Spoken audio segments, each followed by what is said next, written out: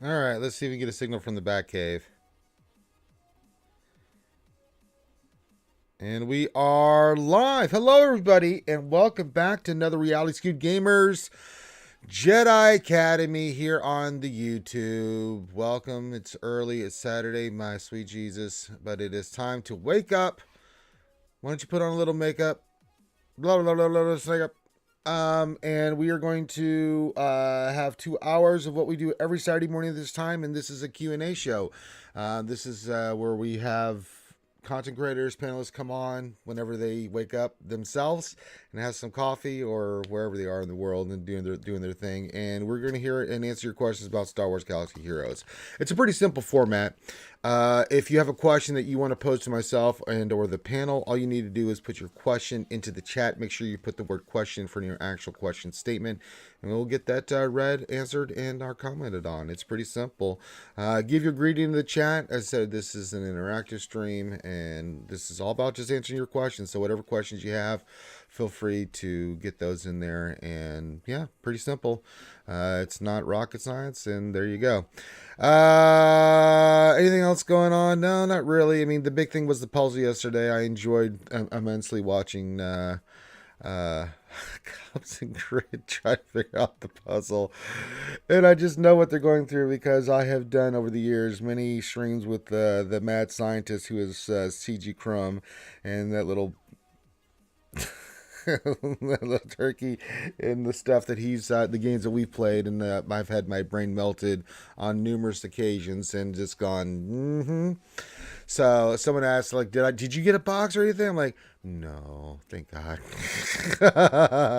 Because I know Crumb. I was surprised I did because I thought maybe Crumb in the back of my mind. It was just that thought that, is he gonna get me? Is he gonna drop a bomb on my ass again? Is he gonna get me again? You know, so I have to be careful when it comes to the wonderful Salacious Speak Crumb from CG. So I don't know how much they got done last night because we streamed, good Lord, 4 hours almost following that. We did JAC and we followed all that stuff, but I don't know how far along they got. Last I checked, I think they were trying to put something in the oven and something in the freezer. I don't know. I lost count and everything. So, yeah. So if you have any updates on that, please let me know. But I didn't expect this to get solved last night. Um, but yeah. Escape Podcast is talking to Crumb right now. Oh, are they really? I didn't see that. Let me pull that up. I mean, they could be talking to Crumb right now, but that doesn't mean Crumb's going to tell them a damn thing. Because I can tell you right now, Crumb ain't going to tell them a damn thing. He never helped me.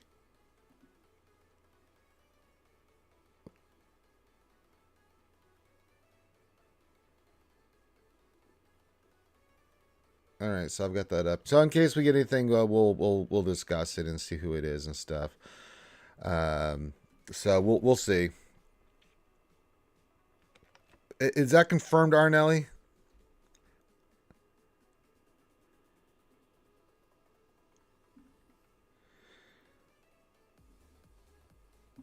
I'm seeing in the chat. Arnelli says it's Hondo.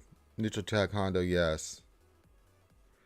SWGOH Events has a portrait of Hondo. So it is confirmed Hondo. Okay. But there's still more to the puzzle. So what's more to the puzzle then?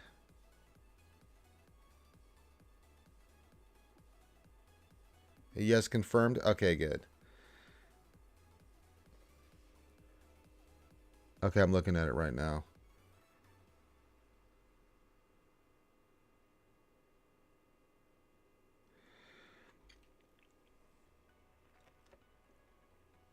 Okay.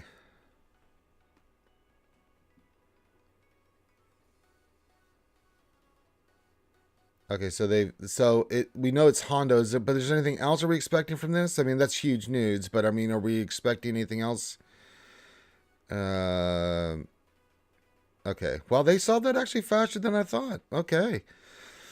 Wow. So we got Hondo up and running. Let me pull up the forums here so we can see if anything will get posted here soon. Look in general discussion. Okay, I don't see a kit in there in arena or character strategy yet. Let me look here real quick. No, last one was Jabba the Hutt, so I'm looking. I'm just trying to look at all this stuff here real quick for you guys. So there you go.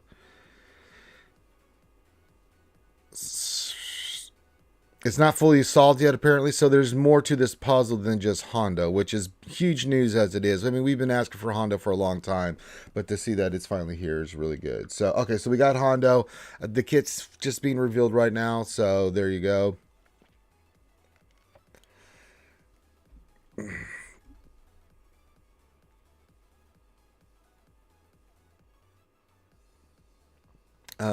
What they solved was to get them to the interview for Crumb for Hondo. Okay, so we got Hondo in there, but there's more to the puzzle than meets the eyes. Okay, got it.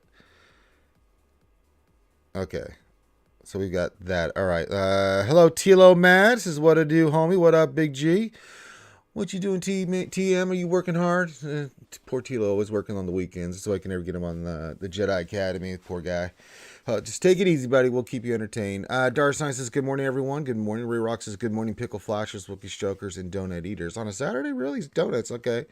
What else are 3? So it's Saturday, and Hondo has arrived. There we go. Paul's going on Twitch with the puzzle. He says, yeah, many more parts of this puzzle are there going to be. Hard. Okay, it is Hondo. Hello, Arnelli. Hello, Obeezy. Kitch, this is not fully solved yet, apparently. Yes, thank you, Kitch. Helenex says, oh, Saturday Morning Ranger in the chat skewers. Hope everyone's weekend is shaping up to be a good one. Says, lurking while working. Well, I know you are, you geek Greek. D-Defense says, question, did you know England's post office named after their current monarch? So since Charles III is king now, the acronym for their post office is C3PO.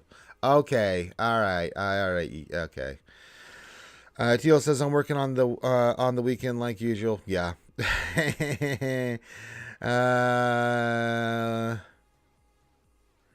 I'm guessing his ransom ability will be a mix between Thrawn's Fraction and Extortion. I haven't seen the kit yet, so he's going to be, Hondo is going to be a marquee. Good morning, Phil Reagan. Okay, so Hondo is going to be a marquee character. Yeah, there's got to be more to this than just Hondo here, man, because if this is a marquee, they wouldn't have gone through all this I mean, I know it's Hondo. If it's a marquee, then there's something bigger on the horizon here. What the hell do we think, guys? Let me know in the comments what you guys think. Again, if you have questions you want to pose, make sure you put the word question in front of yeah, I know. If it's just a marquee, that's what Elsen 3 said, it's going to be a marquee. So that means he's tying into something bigger there. Well, I tell you what, man, I wonder what that's going to be.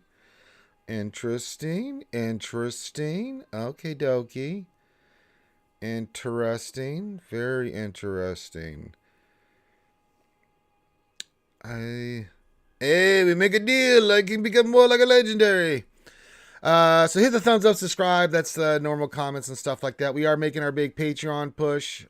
We try to get 30 new Patrons in September. Didn't quite get there, but if you'd like to support the content that we're doing, like stuff like Jedi Academy, the lunch streams, the Wednesday night stream, the happy hour on Friday, all the GACs, everything else that we're doing here.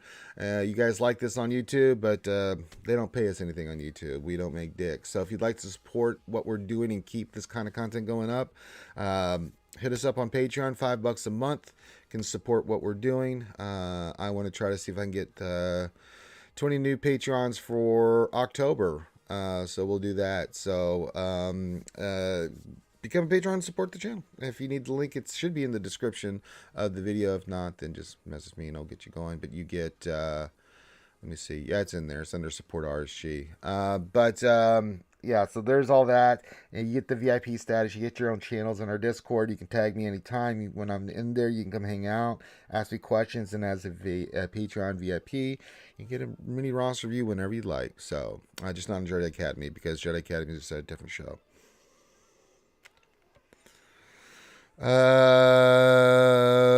Says there had to be more, but yet again, August was just to burn red. Yeah. Says what else in 3? At one point, Crumb said, "Yeah, there's totally nothing else left of this puzzle." So it's solved then. I'm confused. Is it Hondo? Is there's nothing left? I mean, some said there's more to this puzzle. I mean, I'm confused. What's the official word here? Somebody. Dark Sign question for the August calendar. CG said August burns red now. For October's calendar, they said hunt for red October. Is there a theme here with the puzzle? I don't know. I just don't know, man. I don't know if they're trolling us again with the red stuff or whatever. Oh, no, that was sarcasm. Okay. Okay, it was sarcasm. When I'm just reading it word for word, I don't know the intricacies of how it's being said there. So, okay. Gotcha, Whittle 73. Cavell Smith welcomes this question. What's the best team for SWGOH Press Omni 5v5 GAC? I don't know. That's a good question. We've only been able to dick around with him here recently with threes, and that was Clayton. I mean, it's a Sith team for sure. But what team? If we get Clayton on here, he's got the Omicron and he's got the character relic and everything. Cavell, you can message him in our Discord. Just join our Discord and look for Karthik, Carthric. He's the master that knows all that knowledge, Cavell. So I don't know for sure. I don't have that one character. I have a lot of stuff, but there's not that one. But a resident whale kraken in my guild can help you out. He's my co-host on the Wednesday shows and other shows, and he's got the character. So I don't know for sure what he's thinking with that Omicron and stuff. So message him, and if he comes on today, we'll ask him. But if not, then just message him in our Discord, and he can get you squared away. Unless someone in the chat has that, not a lot of people do. So that's why I'm giving you the source, Cavell, of who you should ask. Dark Sign, yeah, the theme is Meathead is a troll. Yeah, I'm just wondering, like, Meathead is kind of a troll. I mean, he could be trolling us again. I mean, we all want to think that it's Red 5, but you put our own spin on stuff. He could just be having fun with us, because he likes, he likes that kind of stuff. Which I'm totally fine with. I don't mind getting trolled. So that's what he's doing. God bless him. God bless him, Lade. God bless him indeed. All right, so we've got Hondo confirmed, but he's a marquee. There's more to the puzzle. So we have to wait for more of what's coming in through the puzzle. So they're not done with the puzzle yet. I can't listen to the Escape podcast and do this stream at the same time. So I'm at the whimsy of you guys. So there you go. Because there must be more to Hondo as you look at his synergy. It takes away from the band team. Well, we'll see. I think there's more than here. I mean, obviously, if there's more to the puzzle, then we're going to have to wait and see, right? Because Hondo, okay, marquee character. So what do we know? Hondo's a marquee character. He's coming to the game, neutral tag. Okay. So let's wait to see what else we get from this. I didn't think that. I'm surprised they got that fast quickly, but I know that those crazy kids were doing that stuff all night probably. So yeah. Big O, we're lit. No, says, hi, Ranger. Hey, Big O. What's going on, Betty? Hey, Betty. Glad to have you here. So get your questions in and stuff. A lot of stuff going on. Well, not a lot of stuff going on this week. I mean, we're wrapping up 3v3. I did GAC last night. This is getting out of hand. Hey, someone's following us on Twitch. Thank you very much. I couldn't see the name. Hondo is a transformer. Yeah. Arno says, wasn't there a Clone Wars episode about a stealth ship that had to pass spy undetected? Red October was a submarine. Doesn't that mean Trench is coming? Could be. I don't want to make any assumptions here, Arnelli. I really don't. I mean, it'd be nice to get Admiral Trench in the game, but I don't know. I don't know, man. I mean, I don't know what they really are planning on doing. So we'll wait and see. I mean, I'm in the same boat you guys are. I didn't have anything much to do with this puzzle. Thank God, because Crumb would have melted my brain, and I'm surprised he didn't, because he trolls me all the time, dropping bombs when I'm hanging out with him. Like, oh, Ranger, how about this? Like, and Crumb will get me again when he'll be like, Ranger, let's go raise some money for charity. I'm like, that's right, I will. We're going to do puzzle games. Oh, no. We'll see, though. Jake Donaldson, welcome. Says, Meow Meow is calling for Ranger to get the Turtle Twins characters reveal and Gom to get the Jar Jar reveal. Yeah. I would be shocked if that did. We've done many character reveals on this channel before. We did Maul, we did Talon, just to name a few. I mean, yeah.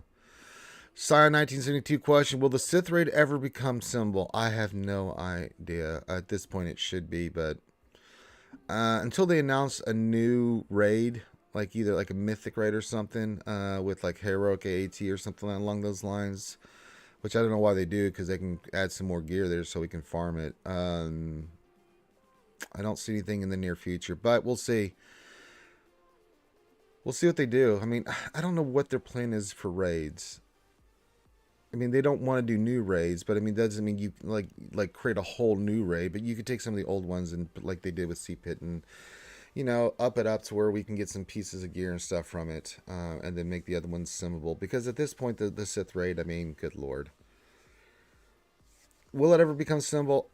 You would think so, Darsign, but at this point, I don't know.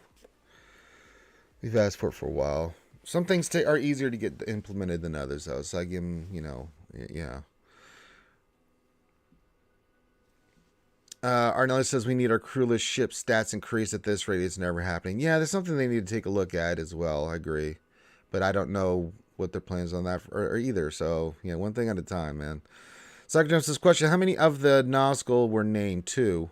As far as I understand, it was the Witch King of Agmar and then, what's his name? Cabal or whatever. I'm going blank, but from the Easterlings. Or was he from Rune? I can't remember.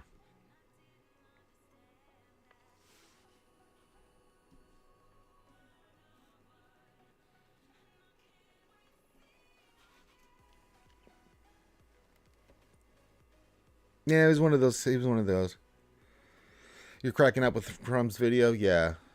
I can't see it right now, so I mean, am I planning on playing the Lord of the Rings game once it hits global release? I'm going to look at it, but I don't know yet, Arnelli. Yeah, there was only 2. We knew of the Nazgul that, I mean, I'm a Lord of the Rings junkie, that 3 were from Numenor, but they were never named. We know about the Witch King of Agmar, and we know about, and he was in the Battle of Pelennor Fields or something like that. I can't remember. Puzzle solved some of it. They said that there's more to the puzzle there, June Kessel, so we don't know yet. I can't see what's going on with the Escape podcast right now, so I'm in complete darkness right now. So you guys are going to have to give me the lowdown of what's happening over there right now. We know that they've done the Hondo kit reveal and stuff like that, but I don't know. I don't know what else they're discussing over there because Crumb's over there hanging out with the Escape podcast boys. But yeah, it doesn't seem like it's over. That there's more coming. I'll pull it up, but I can't hear it. No, the puzzle's somewhat solved. We know Hondo's coming into the game, Gene Kessel, but we don't. There's supposed to be, yeah, yeah. I'm glad you guys are watching now, because yeah, Nev and Paul are on the Escape podcast. You're watching Crumb's Clues.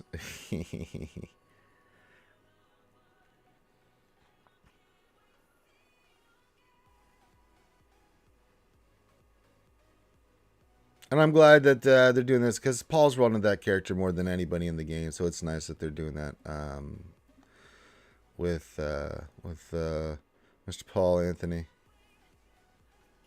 I'm just looking. There's nothing in the game at the moment, so all information has come from the Escape podcast right now. I've got the stream up, but I can't hear anything, so you guys are getting more information than I am at the moment. Rod Winters is Halberd that ghost Aragon recruits and freed from the curse of fulfilling the oath.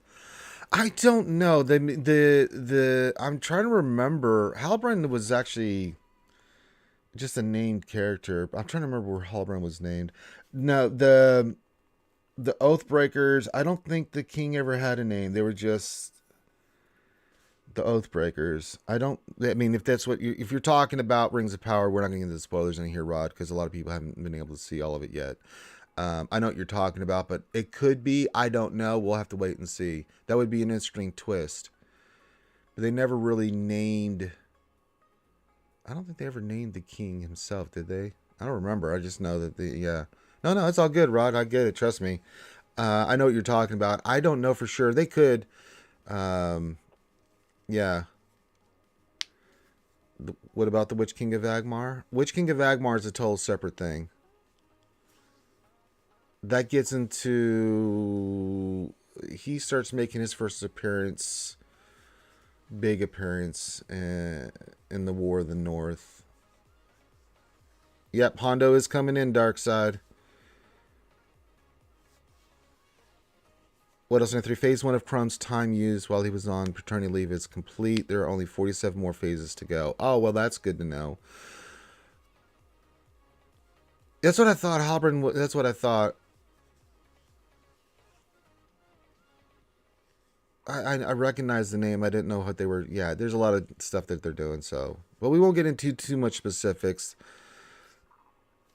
because there's stuff that they're doing in the show. So there you go. Darsign question: do we think we could be getting a new legendary for Return of the Jedi 40th anniversary, or do you think it'll be a Galactic Legend? I think we're gonna get both. I think we're gonna get a legendary for Christmas time, and I think GLA is still coming. I think she's gonna be the big GL for next the 40th anniversary. Those are just my speculations. My other speculations is that the lifted characters, and I'm sticking to my guns on this. That we're going to get Force Ghost Yoda for JML as a lifter. We're going to get Snoke for SLKR as a lifter, and then we're going to get Dark Ray for C as a lifter. I still think Satil Chan's going to be a Conquest character as well. I think we're going to get another ship or two before the year is out. I think we're going to get a legendary. I just don't know what it's going to all entail. Psycho says, Crumb said last night in chat that Minnie actually made this take longer as anybody with newborns knows.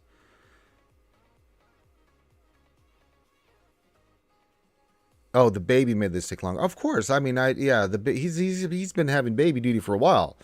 Crumb's a new papa, so yeah.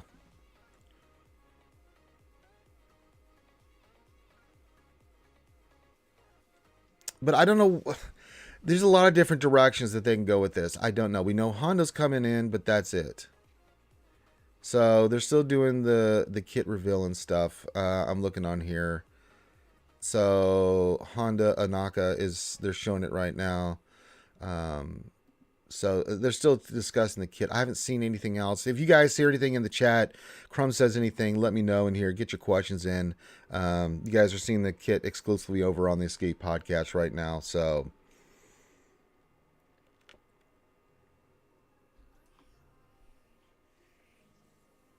but I don't know anything yet because it's literally just happening right now. So your guess is as good as mine.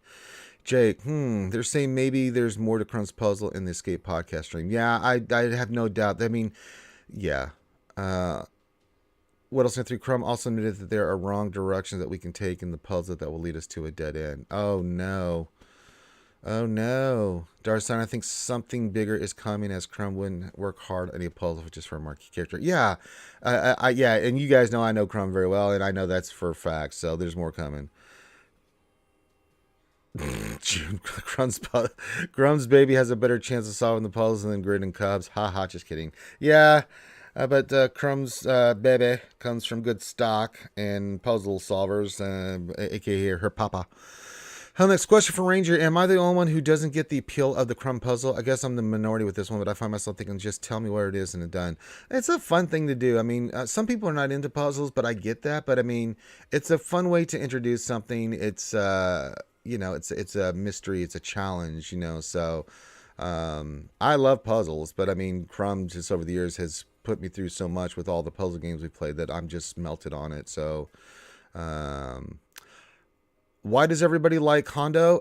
Because he's a fun character. He's a scoundrel. He's just, I mean, he's in it for himself. But I mean, he's just a fun character just to watch and see his antics and stuff. Twitch is way ahead of YouTube time wise. Yeah, I'm on a 30 second delay with YouTube. So yeah, I mean, I'm watching the stream. I can't hear the stream right now because I can't play it while we're doing this. Connor. But yeah, you guys are giving me the information as it's coming in. Oh yeah, he's definitely charisma. Definitely charisma.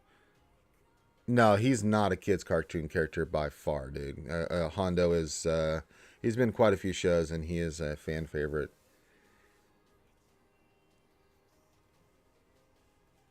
Crumb did say it took a 7-year-old 4 minutes to solve the jigsaw puzzle that he sent Crumb and Grid.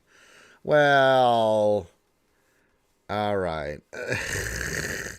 No, we don't. Nobody cares. Nobody wants stupid ass Jar Jar in this game. Get out of here. Nobody cares. Damn it. Kazakagi, but it's too easy. He says, I'm here. I'm glad to have you here.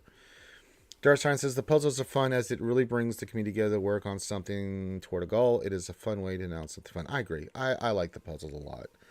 I'm not going to solve them. As I said, I have my reasons why. Not that I don't like puzzles, but between my mom and her puzzle crap and Crumb and his puzzle crap, I'm puzzled out right now.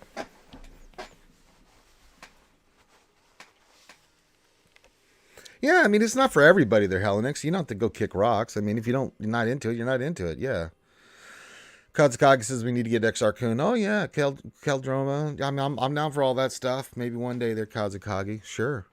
Says we got Slave Leia, next is Midriff Padme, then Darth Jar Jar, then cats and dogs living together. Mass hysteria. Yeah, it's the end. It's Armageddon as we know it. What else? 73.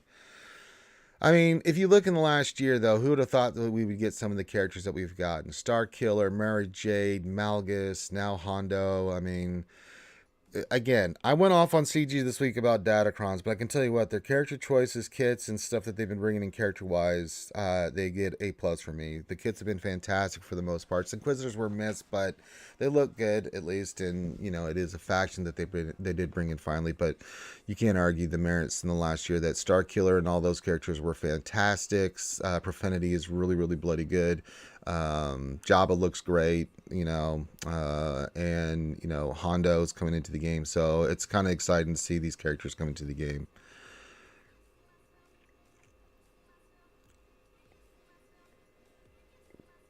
Paul said he can't help the solvers anymore. Well, you know, it's on the rest of them. There's more to the puzzle now on Twitch. Oh, God.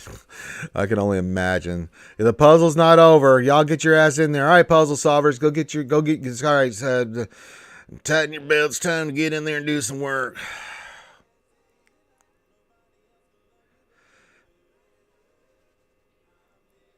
Yeah, I think we got Dash first, yeah. For last year, yeah.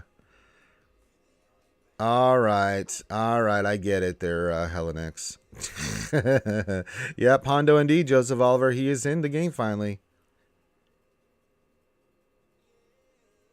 What else in 3 says? And once I get the 3 marquee 7 stars in 2 to 3 months, I'll be happy to unlock Jabba.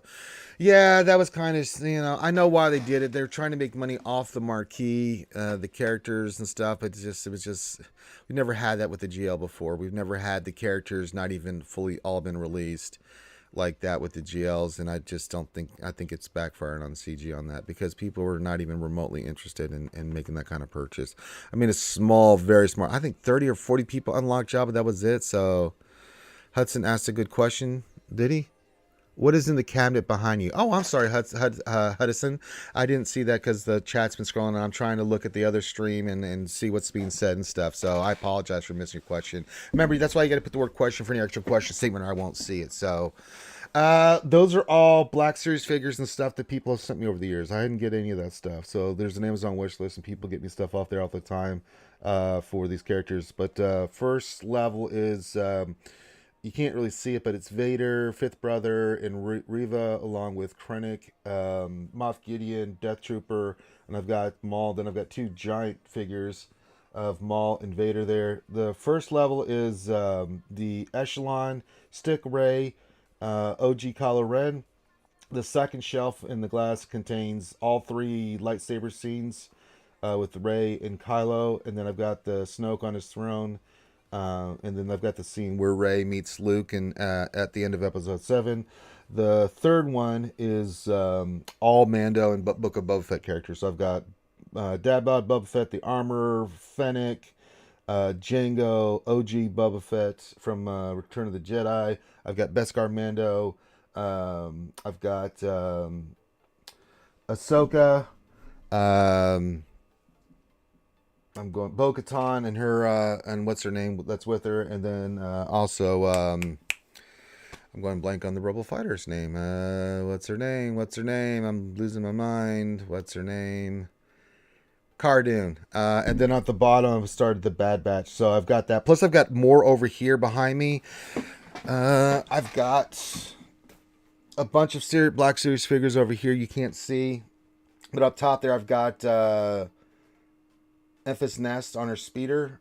Black Series figures. I got Revan over here. There's a bunch of stuff that people have sent me over the years. So, yeah. There's more over there. I've got like a Jaina Solo. I've got a Grievous. I've got General Leia, Maz Kanata. I've got one of the Knights of Ren, Plo Koon. Yeah, I've got a bunch of stuff over here. I've also got more that I don't even have it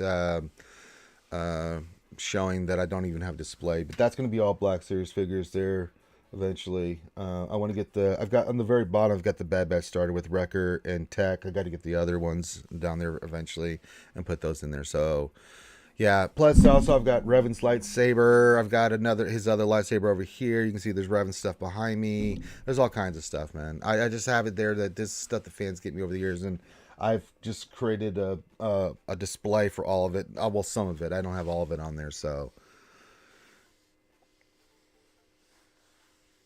Guess Ray Rock says, I just got Sick Ray from Relic 5 to 7. Now I can farm to hit at Ray. Hope to unlock her during Grind Quest help with the feats. Yeah, and then get your Ben Swallow. Absolutely. Joseph Alish's question, what's the best adult dating site? Damn bots. I need to report this turd. All right. It's too early in the morning there, porn dude. Way too early. I got other stuff to be doing. All right, we got him out of there. Rod says, I'm not sure if this has been said, but the neutral tag opens up a whole new dimension in the game. Do you think it's meant to be used with either dark side or light side, or there might be more neutrals coming? Joseph, I missed your question. Sorry, did the porn guy spam past that? Okay, yeah, I see it. Joseph. Give me a second here. Sorry, Joseph. I was busy dealing with the porn stuff. But yeah, keep me honest on that stuff, guys. Again, I've got multiple stuff open. There's a lot happening today, so keep me honest. If I miss a question, just tell me. It can. I mean, there's True Revan, there's the Bendo. There's a lot of characters that are neutral that they can go with. I think it does open up a lot of possibilities. What that means, I don't know yet. They can just use it for their tags. You can use them for light side and dark side characters. I don't know yet. It does bring up some interesting stuff there, Rod, for sure. And let me go back to your questions. Let me find it through the porn crap here. All right. Goddamn porn guy. Do you think Hondo Marquis will make more than Jabba did? Yeah, I think it will, actually. We could get a neutral GL. I don't know if we ever would, Joseph, but maybe characters? I don't know about a GL, but we'll see. It does raise the possibility. Yeah, I think Hondo's going to make them some money. I mean, he's a very popular character and everything like that, so yeah. Yeah, I mean, years ago, about 3 or 4 years ago, right after CG Carey had left, went to a new company she was working with after she left Capital Games. She came on and we were interviewing her, and I mean, she dropped the tease that they had in the works a true Revan Reborn. And she said that just to make my, pain and suffering worth it. And yeah. So if we did get our true Lord and Savior, the one and only true Revan Reborn, I would be very happy. So it does, yeah, because he's definitely a neutral character. Yeah, there's a few that we can go. Yeah, GL Revan would definitely be true. We got somebody else in the Zoom. Oh, it's Clayton. Hey, do you smell profit? Yeah. Hey, you like to make money. I like you. Benny, ni hao ma. Well, him gao jing ren shini. Very nice to see you there, Benny. Gotta wake up just in time to start seeing the interesting stuff happen. Yeah, I mean, it's going live as we're doing it. I mean, I'm literally, yeah, this is happening while we're doing it. Yeah, we still think Satil's going to come in too, but she's not. She's going to be light side. She's not going to be neutral for sure. But there's still some other characters from the Old Republic game they can still bring in. Darth Mar. There's a whole bunch of them they can bring in that would make totally sense. They're going to go full swing in OR, or are they just going to bring in? I know. All we know right. Yeah, I don't know. All we know right now is that it's Hondo, and that's it. Yeah, and that's not the end of the puzzle. No, there's more to the puzzle, right? So Yeah. yeah. So Clayton will keep us updated at live because everybody in the chat's been keeping me up to date. So Helen, it's a question for Ranger. What team do you recommend for the Ewok event thing in game today? I've got my Lord Schmader. Use him. Who else? You can use Vader, Thrawn, C, Death Trooper. I've done that team before. You can use your Imperial Troopers if you got them up and running. What other team can you use in that event? I don't remember. Is it Bounty Hunters? It's Bounty Hunters. This is Ewoks. It's Ewoks, right? So it's droids and droids and Imperials. Yeah. So if you have whatever best Empire team you have, those are the ones I recommend. Oh yeah, you can use Inquisitors now. Droids. You use Empire. Usually the Imp Troopers are your Iden team. Oh wow, okay. I forgot about that. Imp Troopers are usually your best bet because of the stacking stuff with Piet. Droids can get you like into challenge tier 1 with like a Grievous lead or something like that. I'm not with Grievous lead, sorry, with like HK lead. But that one's a little bit more dicey. That's an RNG fest towards the end. OGD says, I go to Heinz stream, he is there. Crumb stream, he is there. Crumb's puzzle, he is there. RSG stream, he is there. Damn Ranger, you're everywhere. Brother, I'm bust my ass, man. What can I tell you, man? I don't know what to tell you, man. I'm a busy dude. I am a busy, bloody dude. You know, but I mean, that's what you got to do, right? I mean, you know, for you guys. What else in the 3? I can see Satil as the next Conquest character and Hondo as one piece of a bigger construct. I agree too. I think Hondo is going to be well, obviously he's a marquee, so there's more to this. I think they did that last year. They did the kit. They did Dash, right? But then Dash was the first part, and then they announced Star Killer is the second. So we'll see what the next part of this is going to be. But yeah, I think Statil's coming. I don't know if she'll be the next one. We'll see. Unless they're gonna do another lifter, but we'll see. But I definitely think she's around the corner there. What else? 73. Well, the writing in the sand is the Inquisitor shuttle is next. Yeah, we heard that in the rumblings in the thing. Well, so I'll tell you one thing: Sig leaks haven't been wrong. They just take time. Yeah. Like he said about 2 months ago that Hondo was coming. Yeah. So it just takes time. I'd heard the same thing. I hear a lot of speculation and stuff and hear things, but I'm just like, I don't say anything because I just like it to be, fresh out there and stuff. So, I mean, I'll speculate, but I'm not going to, say, oh, I heard this, I know this or anything like that. So, and again, it's speculation. Yeah. CG could can the character a month after we thought it was going to come to the game. You never quite know how that's going to play out. Joseph says, question, what's your Jedi Rebel Datacron plan now that Set 2 is going poof? Happiness? There's a couple of the level 3s in Set 3 that are viable for teams, like whenever a Lights ally inflicts a debuff, they deal 2% max health damage. There's a couple that work, but there's just nothing beyond the level 3s. So you could try to roll up some of the Set 3 ones for some like armor and stuff to make teams chunky. Yeah. But at this junction, we're gonna have the next season of 5v5 is just gonna be crap for everybody because you're just not going to have the roster depth. Are they trying to solve something right now? Yeah, I think so. Okay, so they're on to the next solving Escape podcast interview. Yeah, I saw that part, and I see that they're still going, but it looks like they says they'll be back after they solve this. After these messages, we'll be right back. I can tell you this much: Set 4 with Lord Schmader is going to be awful, even more moving forward now. So yeah, because you're losing ways to counter. Yeah. Darsign 1972 question: do you think when the new TB arrives we'll have to choose between TB, or do you think it'll be a standalone event? How would they work with the calendar events if it's standalone? I have no idea yet. There's so much about this we don't know. All we've seen that it's pretty. There's lots of different paths and planets and stuff. I mean, no idea, and I haven't heard a damn thing about it. They're keeping it very hush hush over there. But I mean, it's still early stages. They just showed us a map and just said this is what it's going to do, and blah blah blah, and that's it. We know a few things like Reva's going to be one of the characters, and I think Phoenix is going to be needed. But other than that, I don't have a bloody clue, dude. Nobody does.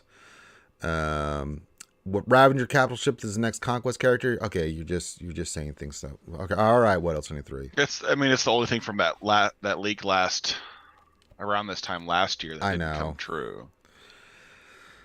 Yeah, that's the one that wasn't true. Yeah.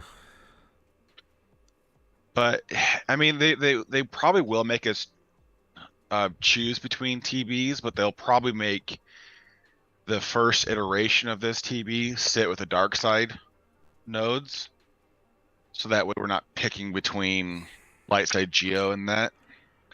But my guess after a certain point in time, it will be the TB we'll always do. Yeah. I feel for anyone that doesn't have BAM's level 9 Datacron. Well, I do have the BAM level 9 Datacron, and it's still poopy. Well, yeah, because I mean, if they have the fast alt, last night with the deflection, I mean, it's like it was deflection. That was deflection. Yeah, it was. I mean, good lord, fast alt. Because we went almost right to the end of the fight before I died, and we were Rotten Vader. But I just, the deflections, the misses, you just can't have that with the Fennec team, And then so we had to clean up a Star Killer, which prevented me from getting a full clear. We'll see what our opponent did, but he did go FU defense. So I mean, we had to be perfect with all of our fights, and that one kind of cost us. Has he not done anything yet? No, not yet. I'm gonna look. My opponent appears to have attacked once. If he attacked, no, it's still 0. So unless I missed something here, I don't see any battles done yet. I mean, it's still early times. He can still run his ass in there and get me.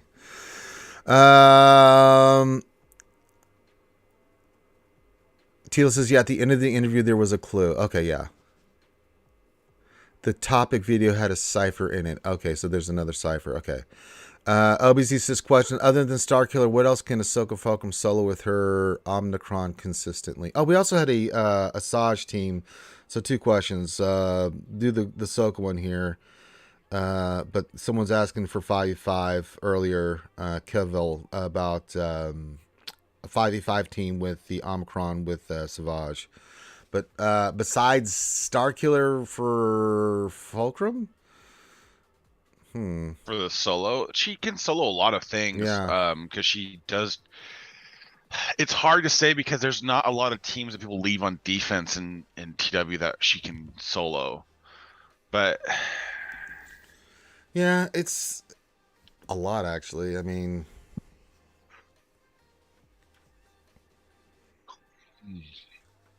thinking about it, like, what can't she do? A GL.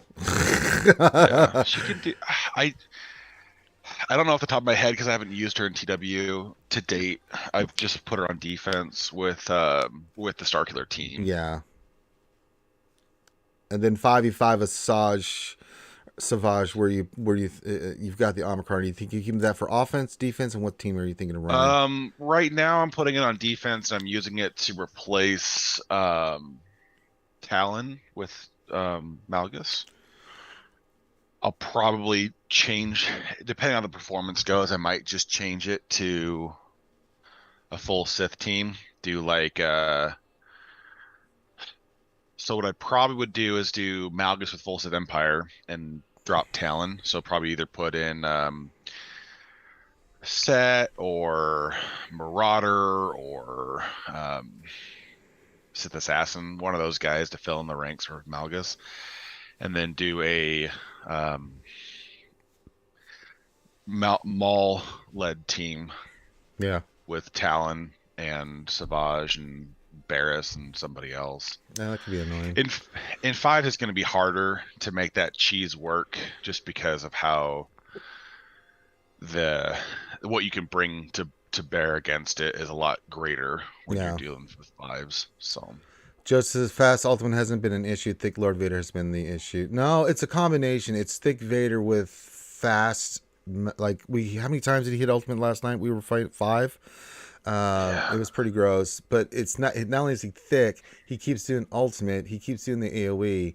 You can't hit the motherfucker. So you put all that stuff together, it's horrible, Joseph. I almost pulled it off, man. But I mean, there's only so much you can do against such reckless hate for men, you know. Well, the fast alt causes problems when Lord Vader has his team standing. So like with Maul, when he unloads his 5 stacks, Lord Vader's getting 3% alt every time he takes a turn, or for every time he takes damage. Mm-hmm. Um, he's gaining 3% plus the additional 6. So the first time he's getting 9% in addition to how many other stacks of he's got. So like Maul taking 1 turn will put him into alt, and then once Lord Vader hits alt, it's ability block for 5 turns. In Yeah. 5, that's even more destructive than it is in threes, because you're just gonna get locked your team down. You can't do anything about it. So Yeah, you have to outspeed them. You have to have the Zam in there. So yeah, it's nasty. It's really nasty. Um, Rod says one thing that bothers me is that I can't have the achievement of Haas TB. Why? Because we don't do that. CG could make it doable for high level guilds in parallel or something like that. Oh yeah, that's true. Um, what's in Haas TB that you need? I mean, just the achievement. yeah, just the achievement. And Yeah, there's a quest for the Fulcrum mission. yeah. Oh, it sucks, but I mean, you're in a higher guild, getting better rewards. I mean, so there's that. I Go guess. go Yeah, merc for a TB. yeah, just mark for one. Yeah, why not? Next, That's this question for Ranger. I like what else in the idea of Mandalore coming to the game. Question: which one of the many characters who held the title, Mandalore the First, Conqueror, Dominable, Ultimate? Oh, you list all of them. Um, In all honesty, it would be. Whoa, which one is? I think the Indomitable one's the one that Revan killed, right? Yeah, Mandalore the whichever one that was. I'm. It's too early in the morning for me to be doing that much lore shit, dude. my guess would be the one that. Oh, what's her name? Why can't I think of her name? The bounty hunter that helps Malgus sack the Jedi Temple. Oh yeah, yeah. Oh, that's Shea Vizsla. Shea Vizsla, yeah. Yeah. Um, I could see them bringing her to the game they could because also she's the just most. yeah. You can bring the character that you use in the Old Republic. I mean, you do the Great Hunt. He's a Mandalore. Um, I'm looking it up right now. Revan Mandalore. Whatever Mandalore Canderous was, that's what my favorite one was.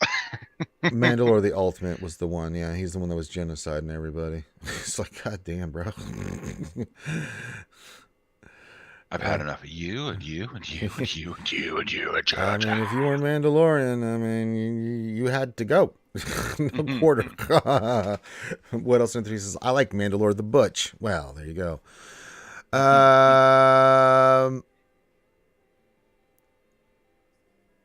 Joseph, I'm 5v5 with Fennec Band, but closest has been versus the extra HP protection. No, Joseph, don't worry. It will fail you, brother. Trust me, Joseph. Just trust me on this. Um, I've won 3, lost 2. Well, no, I'm 3-3 now. So we've won some and we've lost some. But I mean, you look at that Datacron, and it's horrible. It's horrible, man. Especially in threes, it's so much more stronger in threes. I mean, at least in fives, I can get ahead of the team, and then I can go kill Maul immediately with the Fennec and stuff. Just go beat his ass to death. But in threes, man, good lord, I hate it so much. MN says, "Hey, do you guys think my team is good? It's Padawan Ahsoka, Jedi Counselor, Ventress, Fulcrum Ahsoka, and Mace Windu." I'm gonna assume that this is a super low level team. Yeah. Low GP account. Because, I mean, depending, it could go back and forth. But, I mean, I think overall, the answer in the long run is no. Not long term, no. But short term, if it's I mean, it's got Problem is Venture's in there, and that kind of and Fulcrum Ahsoka. They don't have the gender synergy that you do have with Ahsoka, Counselor, and Mace Windu. Yeah, But but if it's a Ahsoka Tano lead, she gives oh, that's evasion to the right. Night Sister That's right. allies. That's right. I forgot about that. It's been so long since I've used it. Yeah, that should be a strong team, but it won't last forever. I mean, eventually, you're gonna separate those guys out into their different factions. So, but for now, yeah, it should be fine. Let's see here. Maximus Decimus Meridius, what's going on? Says question. Can you bring me up to speed with this puzzle? I've been working my butt off, so I'm not missing out. Well, they solved the first part of it, and it's Hondo. So Hondo's coming in. He's a marquee character, neutral tag. That's what I know so far. So yeah. Darsign 1972 question. Datacrons suck, but I don't understand why CG doubles down on them. Few people like them, and instead of saying we tried something new, but we getting rid of them, they keep pushing them. I already ranted on this, Darsign. I don't know. I mean, there's like they're pot committed. I mean, like they had a plan, like a 6-month plan or a 9-month plan, and they're sticking to it, and then they won't get off it no matter what until the plan's been executed. That's the only thing I can think of, Clayton. Like, I don't understand. Like, you can't. I mean, it's got to be like they've already got all this stuff set up, so they're just going to get through it, and then maybe they'll do something afterwards. But it's like they've had this in the works for a long period of time, and they just don't want to get rid of it because they've already spent resources and time and energy and everything towards Datacrons. Yeah, I mean it's where they're at. They're running it longer than they told us they were initially going to, because Yeah. they told us that they were going to run it for the exhibition phase, which will end at the end of October. And now they've been tooling it every time, and it looks like I think the thing of it is too is that they saw the initial success that they had with Datacrons at the beginning, because a lot of players had access to those teams and could do fun things with them when set 1 came, and set 2 was just so overpowered that everyone went hard into it. But you see what happened in set 3, everyone backs off, because set 3 has got a faction that hardly anybody has at Relic 5 plus, let alone one of them at R7, which is the Night Sisters. Mandalorians are still, for a lot of people, not a high relic faction, because you don't need them that high besides Bam and Maul. And then same thing with Sith. A lot of people don't have enough to run the full Sith team. I mean, you don't even have a full Sith team at R5 for that, besides your C team. Yeah. So people started picking up less and less because that wasn't very good. So then set 4 drops, and set 4 drops is just, they went right back to the direction. They made it so freaking overpowered that players just had to invest into it again. So I feel like that's the problem, is the power of the Datacron is going to directly correlate to how the sales of Datacrons are going. Yeah. So set 5, just prepare set 5 to be out the absolute walls. I mean, it's going to be some bonkers stuff, and I think it's just going to cause more people to quit. Yeah. Because that's what set 4 did. If you couldn't get your Lord Vader Datacron sorted before, you're going to just eat it in the shorts. Hey, Wolfman, this is Happy Up Ranger and Skewers. This venture is finally profitable. Hey, you're right. Let's see here. Joseph Oliver says Honda has a better version of Fracture. Yeah, it looks like it. It's a good one indeed. Looks pretty good. I think they did a great job with it. The neutral tag, I guarantee you, is a good indication of a Revan. Yeah. Skywalker Vader with cups of coffee for everyone, and live long and prosperous up there in Canada there, with all the other Vulcans. Says CG is just being stubborn with Datacron. Someone in the head office really likes the idea, so that's what we're dealing with. Yeah, that's what it feels like. It's the core concept, guys. It's literally the fact that this is minimal effort for them to make maximum returns. So this is a thing that they're doing. They're trying to get things that they set up the infrastructure for, and then they can just tweak little things here and there. And at this point, it's like on a 4-month basis, and then just repackage it. Yeah. So it doesn't require them to do a ton of work. It doesn't require them to do a ton of testing. It just requires them to make things ridiculous and then go sell it. Yeah. So there we go.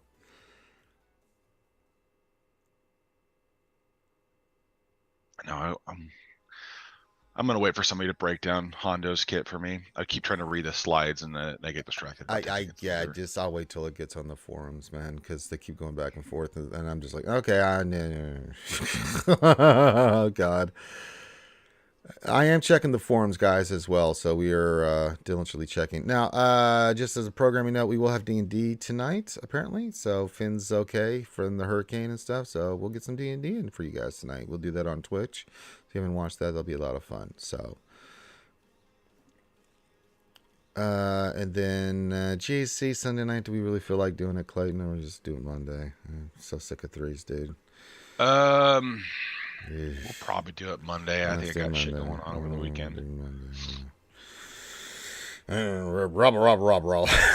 I was like threes, man. I'm just so not motivated with this shit right now, man. I mean, we did a great job last night clearing what we could clear. I mean, with 4 GLs and everything else was on there with all the level 9 datacrons, but it was like, good God in heaven. It's just, it's so stupid. I can't stand it. So yeah, we're waiting to see if there's anything gets posted more about the puzzle. They're working on it right now. So yes, I have heard from Finn from Florida.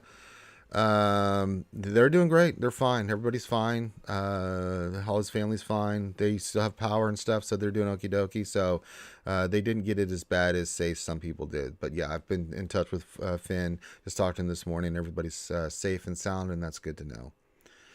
Most of the skewers that I know of are okay. Some got it worse than others, like no power and stuff like that, but at least they're all safe, so yeah. For the remod, you want me to DM you on Discord? Yeah, Wolfman, we'll get you in this week sometime. Just message me. If you want, we can maybe do it tomorrow. Message me tomorrow. I'm not going to do it today because I've got this and then I've got D&D, but we can get it in tomorrow or sometime early next week. We'll get you remodded. Not today. Yeah, Finn's fine. Everyone's doing fine. So he messaged me, says we're doing D&D tonight. I'm like, damn, all right, because I really thought we weren't doing it tonight. Because I mean, Christ, they just went through a hurricane. But being in Orlando didn't get it as bad. They still have power, and it's like, okay, cool. I mean, we're down. Yeah, not today, Wolf. I've got to recover, and I got D&D tonight, and so yeah, just message me tomorrow. We can do it. I mean, it won't be. We'll get it squared away because I can do yours while I've got the football in the background. Sundays are kind of like my days off where I just watch football and chill, study Chinese. But yeah, we can definitely get yours in because it won't take me long to do what we need to do for yours, Wolf. So we'll get you squared away, Dave. We'll jump in a Zoom call and rock and roll. Yes, meow meow Hondo. Hey, meow meow like the Hondo. We make you a good deal. Ha ha.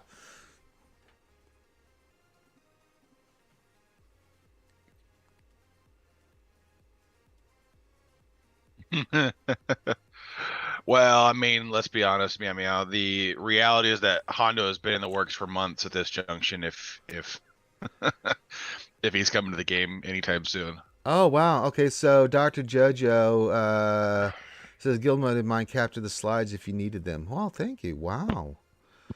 I guess we can go through these real quick. I don't know if I can bring these on the screen. I can't. Something Discord did where you can't. Yeah, stupid ass Discord. Give me a second. Hell, next this question for Ranger: do you still live stream remodding for folks even after the whole remod occurrence? I've still to take you up on such assistance one day. Yeah, I don't really live stream it. We'll do it once in a while. I'll do it for someone like like we did one for Ed or Ram Bam and stuff like that. So yeah. Oh yeah, we know there's more coming. What else? Only 3. All right, let me go through this real quick. So I'll read this for you. So, did Ranger know he was a pawn of crumbs with that trivia thing? Yes. Of course I did. That's why I was like, I hope I don't get a box because I can't do both. He asked me to do it. I was like, uh-huh. Uh-huh. I actually did really well in it, but I didn't answer it the correct way, so many points I lost because I forgot to say the magic words. I'm like, you turd. He got me so many times on that. Oh my god. Yeah, Crumb asked me to do that. I was like, yeah, of course. You know, when Crumb asked me to do something, I'm gonna hook him up, man. That's my boy.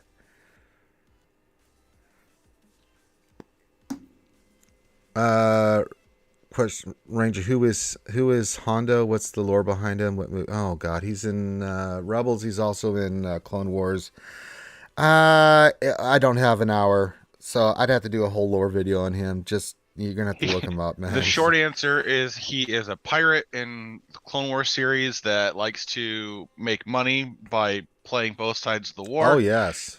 And in Rebels, he's much more of a smuggler who realizes that he doesn't have the same connections he had prior to the war. Oh, and no. so he's a little bit more even-keeled. He's a little bit more of a light side of a character at the end.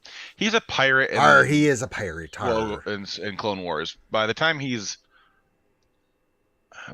hits freaking Rebels, he's not a pirate anymore.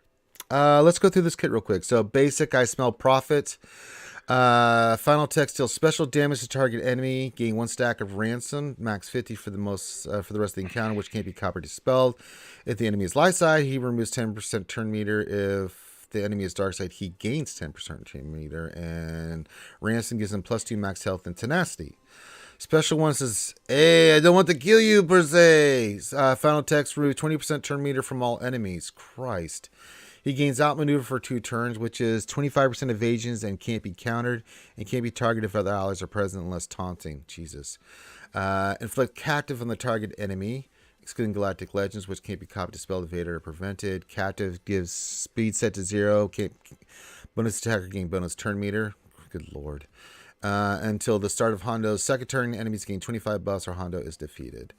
Whenever captive expires, Hondo gains 10 stacks of ransom. Okay.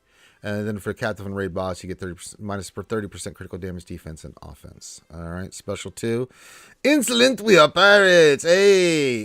Dispel all debuffs on scoundrels.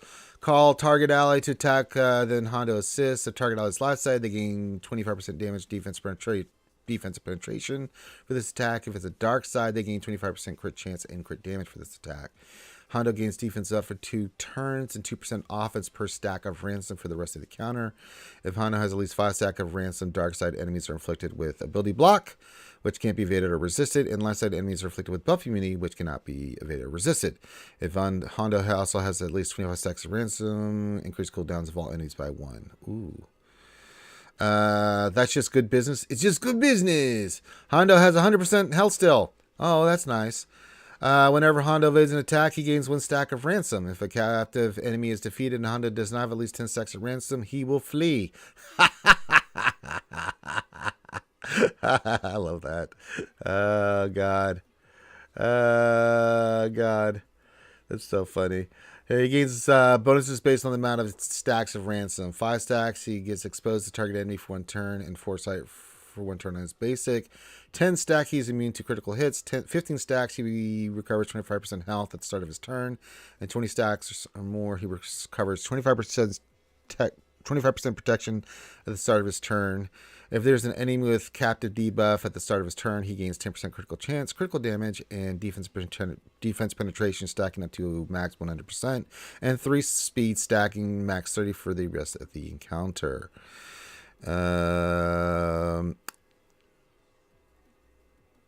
And then while in Grand Arena, Hondo starts the counter with 25% turn meter per other scoundrel or smuggler ally. Good lord. If there's an enemy with a captive debuff, at the start of this turn, Hondo gains 20% critical chance, critical damage. Okay, that's 200%, and then 6 speed. So that's a GAC Omicron. And then his final thing, unique too. Hey, I guess we won't be friends. It says whenever a character gains bonus turn meter, Hondo gains 5% turn meter once per round. Whenever any character gains a buff, he also gains 5% protection. Whenever a character exists, he gains 5% protection up for 1 turn. If Hondo had at least 2 other allies at the start of the encounter and is the only remaining at the side of the field, Hondo gains 100% turn meter, 35% counter chance, defense, evasion, potency, tenacity for the rest of the encounter. That's kind of an OP kit there, folks. I'm not going to lie. That's crazy. The crazy part to me is he's boosting. It looks like he's supposed to be boosting Mando, BAM team, like the BAM team, which is weird. Like that's their suggested synergy is with Oh, BAM. there's more coming, man. That's a red herring if I've ever seen one. Oh yeah, no. I agree 100%. Well, the thing is too, though, is with these legacy type things that we know they're running towards, they're going to have they can put whatever characters they want together to then just ship the last final character. They don't have to match. Because I mean, we don't necessarily need. Now, granted, it'd be a great travesty if it wasn't a GL Revan, but we don't necessarily need a GL Revan either. We could just have true Revan and have him be bonkers. And if he's not a Galactic Legend, then we can use him with our GLs to decimate our opponents. Then make a deal, hey! His kit was funny. God, that was a good kit. Yeah, they did a really good job on that. Yeah, they really did. That shit had me giggling, man. Jesus Christ. Here, I'll send these to you if you want to look at them. They're Clayton. You want the? Sure. Let me see if I can. I got bits and pieces of it, but I haven't been able to read them. No, I can't copy it, so sorry. The dojo, Dr. JoJo sent it to me, but I can't copy and send it to you, so that sucks. Oh, that's garbage. I'd have to save them, download them, and then upload them again. I don't want to do that. Sorry, Clayton. I just don't want to go through all that for each slide, dude. Sorry. Hey, we make a deal. Rude. Not really. Let's see here. All right, get your questions in. Meow Meow says, sounds like Ranger knows what's coming. My answer to that is I have no idea what you're talking about, Meow Meow. And even if I did know what was coming, my answer is I have no idea what you're talking about, Meow Meow. The answer is we have no idea. Yeah. And I have no idea. Officially, I have no idea what the hell's happening. Unofficially, same answer. And even unofficially, same answer. Yeah. Okay, gaming. Dalton Miles says hello there. Oh, hey, Kate. What's going on? Hey, not much. Hello, world famous Kate. Trying to catch up on everything that's going on. I kind of I was up until 4 watching the puzzle, and then woke up around 7:30, 8 o'clock, and they were at the part we were in. That was interesting to wake up to. And then I fell back asleep, and then I just woke up again. And I'm very confused. I saw that Hondo was the result of the puzzle, but it's not the end of the puzzle? No. Remember last year when we got the dash reveal for the first part of the puzzle, and then they announced Star Killer? So I think this is what's happening right now. So they solved the first part. It's Hondo. His kit's ridiculous. Funny, but ridiculous. I haven't looked at it yet. Yeah, I've got, I just ate breakfast, and then I'm jumped on. I'm you know I gotta what? figure out where everybody's at. Let's do this. If you want to post it in the, who said that? Yeah, post it in the RC Discord, in the general, wherever you want to post it. Post that in there. I'm confused. Usually with a crumb puzzle, I'll look back and be like, the clues were there all along. Yeah. So we knew Hondo was coming at some point, but I was dead. And I told you were at the during the trivia thing, you were there at the beginning of the call. I'm like, Crumb, it's gonna be Red 5 or something. It's you got me with the one clue with the August Burns Red. I was so convinced. I'm like, it's got to be Red 5, and even the colors on our thing, it was blue, gold, and red. I'm like, that's gotta be it. Because we couldn't see that when we were filming. I was like, this has to be it. Now I'm just nothing is making sense to me, because even the hunt for Red October, so many clues pointing to like, Oh, Kate, I gave up on. ah, I'm not. Yeah, I said it. Before we even remember. I was like, "Crumb, don't involve me with this stuff. You've puzzled me out, man. Seriously. I'll do what I need to do for my part. But I mean, like, in the back of my mind, though, I was waiting for one of those boxes to show up. Kate, I'm like, he gonna troll my ass, isn't he? But that was I remember at the end, I was like, why does Grit get a box? Yeah. So, but yeah, that was a lot of fun doing that trivia contest and stuff. We had a lot of fun doing that. So, I haven't Like, oh did my they show God, when did they showed the whole thing, or I yeah, haven't the seen whole it. video is out there, the whole entire video, and it I was didn't so get a chance to funny. see I it. saw the video with when Cubs and Grid were opening their bags, and Grid pulls out all these Zetas, and everybody's like, "Ooh, is it the number of Zetas?" In my head, I'm like, "Nah, it's just because he won, and like that was the prize. You get the Zetas." But I can't tell anybody that yet Yeah. because we didn't get to it. If you guys want, in SWGOH chat and in the RC Discord, our good friend Dr. Jojo has tagged me in Karth, but it's in there for anybody that wants to go see the new kit panel for Hondo's kit. So it's in there. So Where is this at? General? no, SWGOH SWGOH chat. chat. Yeah, just go in the Star Wars channels. You'll see above SWGOH Guild Recruitment. You'll see SWGOH chat. Oh, I see. Yeah, it's in there. So if you guys want to go look at that, that is in there. And thank you, Dr. Jojo, for posting that. Very much appreciated. Something's not adding up to me at all.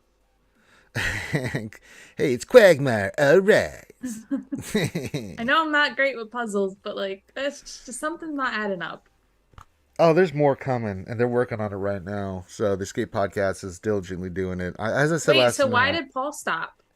he's still streaming. They're still working on the puzzle, though. Oh, he's back. Yeah. I thought he like knew something, and that's why he's like, Oh, "Oh, no, I can't no. help." Yeah. They're in full puzzle solve mode right now. They were doing that last night. I mean, we just did GAC, get drank, and watched everybody else last night. Kate, it was me, Clayton, Karth, and everybody just sitting there watching all the other channels. Like, hey, you poor bastards. I was like, yeah, good luck. Hey, good luck. You're going to solve the puzzle. We'll be drinking. I had no inclination of even jumping in there. I was like, no. You. I've been keeping up with the puzzle quite a bit. Yeah, I mean, I remember last time, I think you and Grid were doing some of the puzzle, and I was just sitting there giggling the whole time. Yeah, the bread. There was a part that was like a circuit. Yeah. And I have a degree in electrical engineering, so I was trying to with that. I was like, y'all have fun with that. Of course, I already knew what was coming because I was doing some of the kit reveals on that, and I knew Starkiller was around the corner. But I was just watching you guys do that puzzle. I'm like, that is some evil shit, Chrome. Oh my god. Yeah. Oh my. I was like, Jesus. I was able to help today with the crossword. I only knew one of the answers like off the top of my head. The Sims cheat code. So for the game show, what did they use that for? Is that part of the clues? I mean, I know we did it. I was asleep during that one most of the time, but I think it was something to do with when we answered the questions with the timestamps. But then, like, the video showed us like Crumb posted it in like Switzerland, so it's something to do with times. Oh wow! I was asleep during that one. I like literally woke up to them like it was towards the end of it, but I think it had something to do with the times. Okay.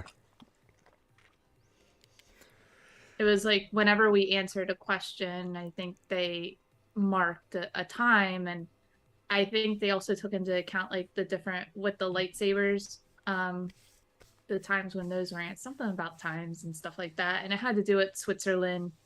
I think it was I was like, in my head, I'm like, none of that was scripted, so it's like I don't know how Crumb did that. Like that's pretty impressive. He's a mad scientist, man. I don't know what to tell you. Ray Rock says, how's Tree Trunk, famous Kate? He's good. He's doing good. Miami says, are we getting a character Nev wanted? I don't know. I don't know.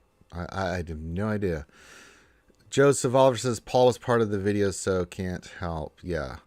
Mr. Brown says, me, Clayton, and Karth, this is getting out of hand. Now there are two of them. What was the character Nev wanted? Wasn't it?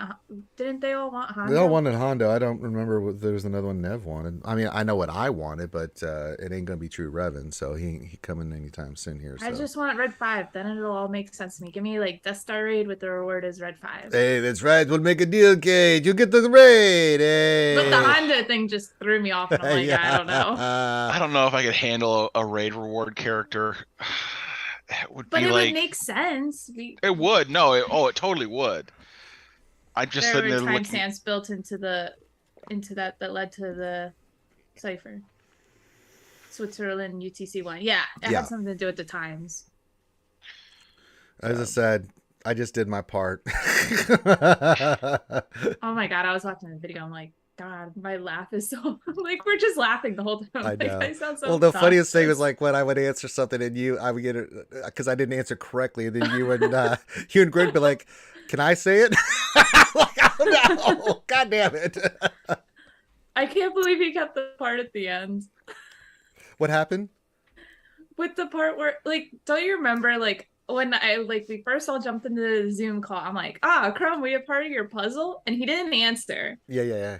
And then, like, at the end, when he was wrapping up, he said something about, like, oh, the puzzle, like, implying, yes, it is a part of the puzzle. I'm like, I was right. And you guys are like, why else would we be doing trivia? I'm like, he never said yes.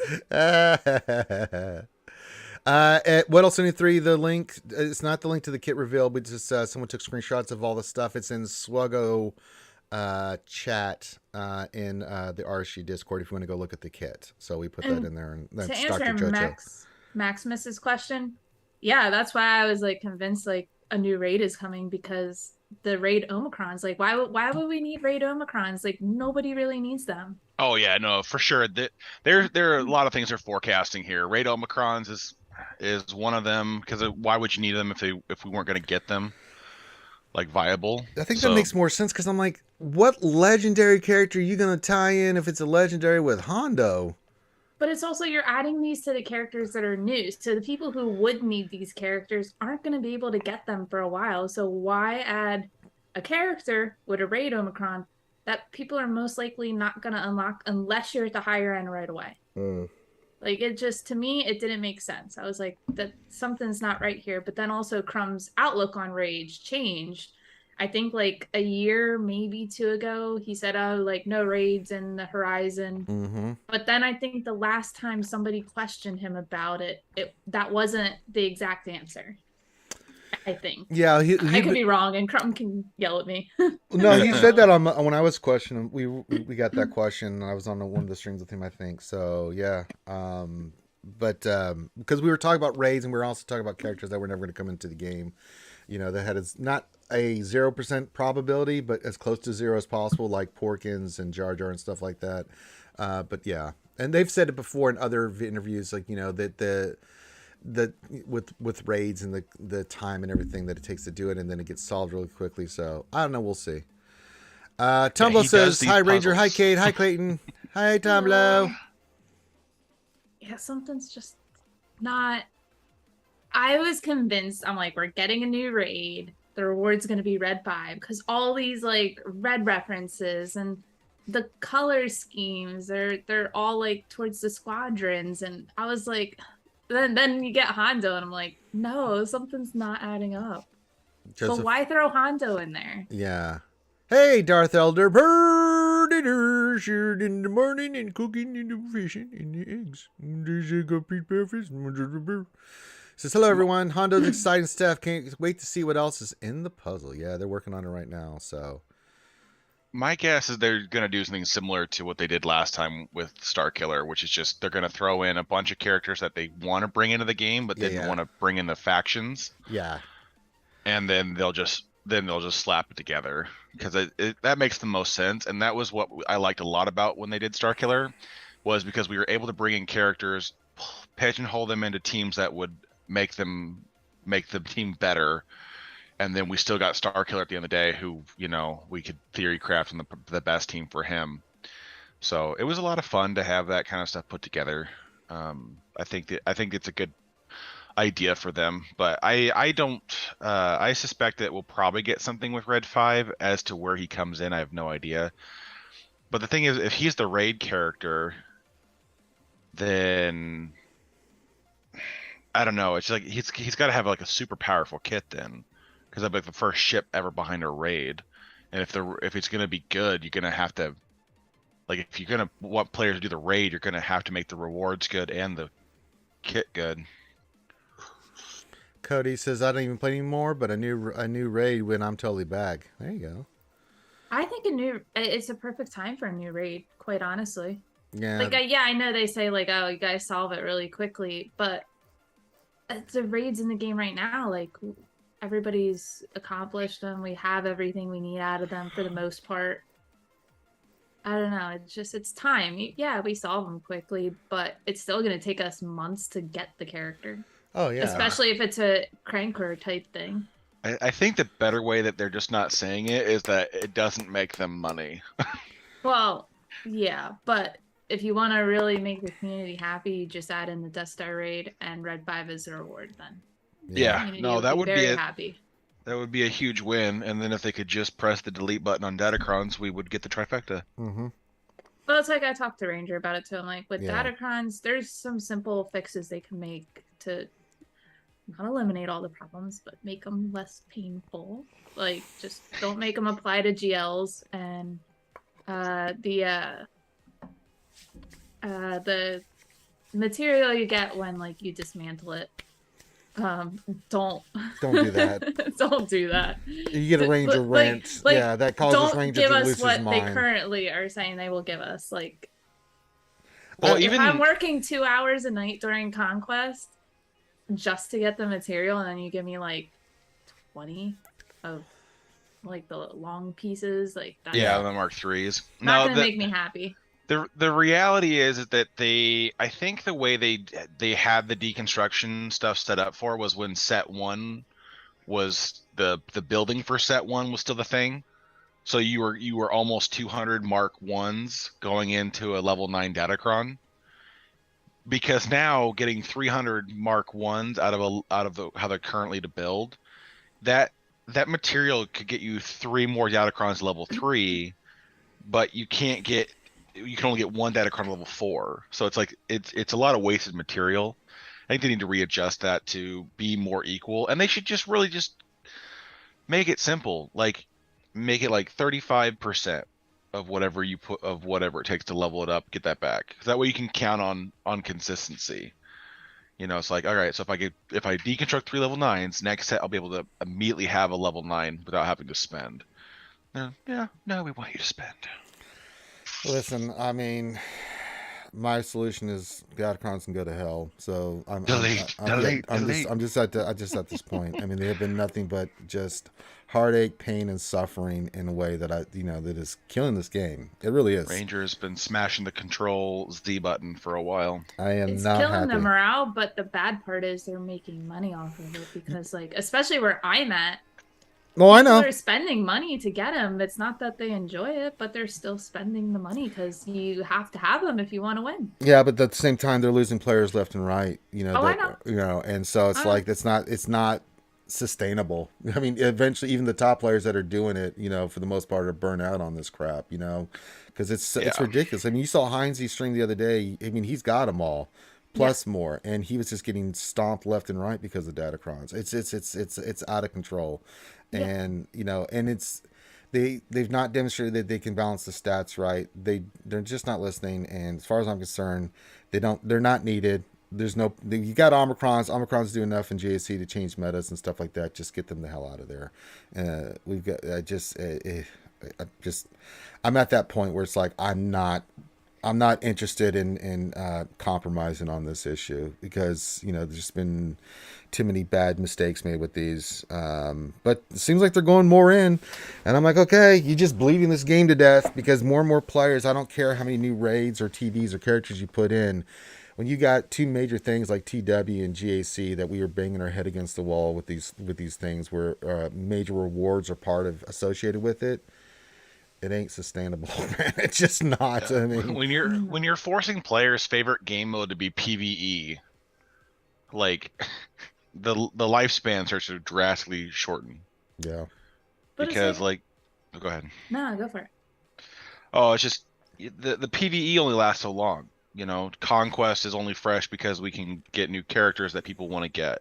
The new TB, depending how often they update that, it'll be fresh for, a few months, and then it'll be back to the grind of Geo. So if they don't figure out how to balance datacrons into the game to make them worth engaging in, but not detrimental, if you don't just absolutely throw stacks of cash at it, then you're going to just slowly bleed out the players at the top, because they're not going to want to keep spending, $1,000 a month just to get their datacrons perfect, and then to have them disappear after, 4 months, and then turn around and have to do it again.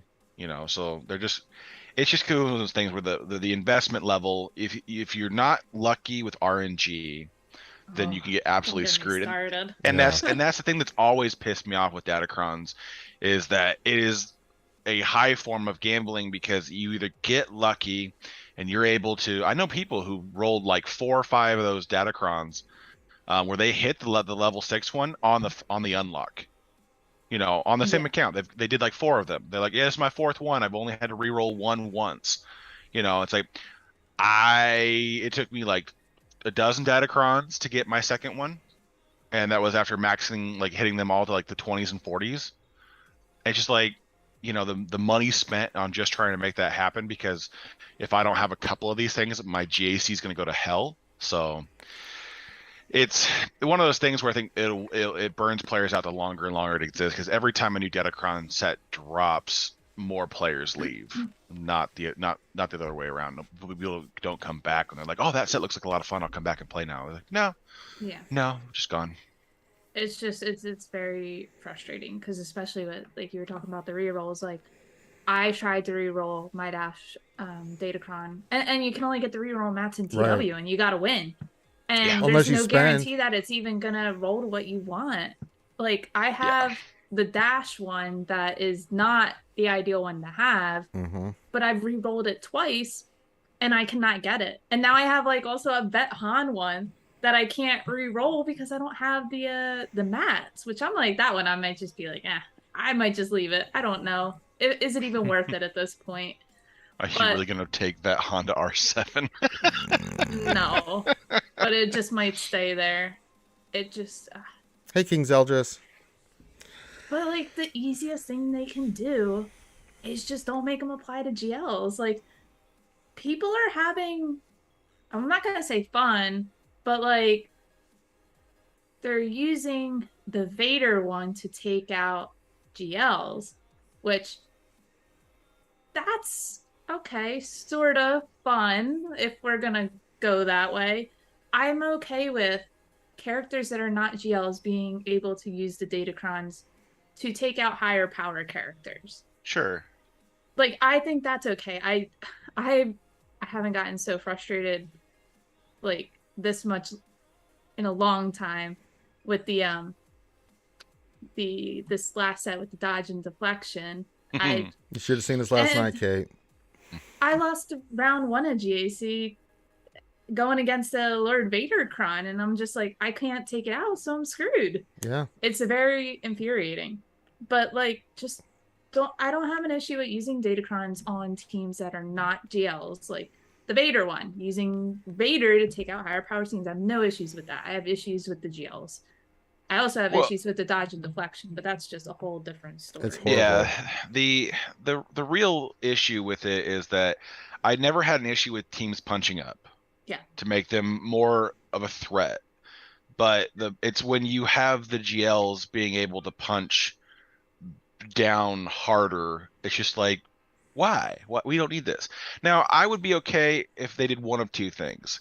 Either A, they make it so the stats that you get on the datacrons can't apply to GLs, and they have a specific like level 9 ability, like the level 9 ability they still leave with the GLs, which I still don't love that idea, but I could take one or the other. But for the most part, I think everyone's in consensus is that GL should not be able to be and I think outright a team with a GL should not be allowed to equip a datacron. Let's just sidestep that out the gate, because I know why they do it, because A, they are the most likely characters for players to have at the relic levels so it makes sense. No one's got to upgrade useless characters to get the GLs. But then they turn around and give us useless characters to go with it. You always get like a low tier, medium tier, and then the high tier is always the GL for the roles at the end of it. But it's like, if you don't have C, you don't have Vader at high relics, so that he's kind of useless. TFP is only good at high relics if you're in end game content, so you're not. What are you going to level him up for? And then Lord Vader is still one of the most expensive GLs to get in the game. It is the most expensive, Yeah. He is just a massive relic, and I mean the Chirotechs alone are ridiculous. So I mean, it's the part that pisses me off the most with it, and I think what else said it in the chat, is that the initial sales pitch of Datacrons were to help bring up off meta and old meta teams back to relevance. And so that way players could have things to combat, like with Darth Vader right now. We're basically getting sold back to the Darth Vader we had. Conquest with the year and a half ago. Pull down Datacron. No, this was Vader pre-nerf. Yeah, pre-nerf Vader. Oh well, yeah, that too. But then with Conquest, then we had the deployable cooling systems, which is kind of working similar to that. Yeah, and so we are literally in this spot now where it's like they've taken things away from us and then they just sold it back to us later. It's like, well, all right, but I mean, at least in the old version of Vader, still required a full team. You know, now it's just Vader can go in and solo. Oh, wait, I think we have a Something update. Happened? Oh yeah, they're doing Dr. Aphra. There's 4 characters, it looks like. Well, I'm seeing Dr. Aphra.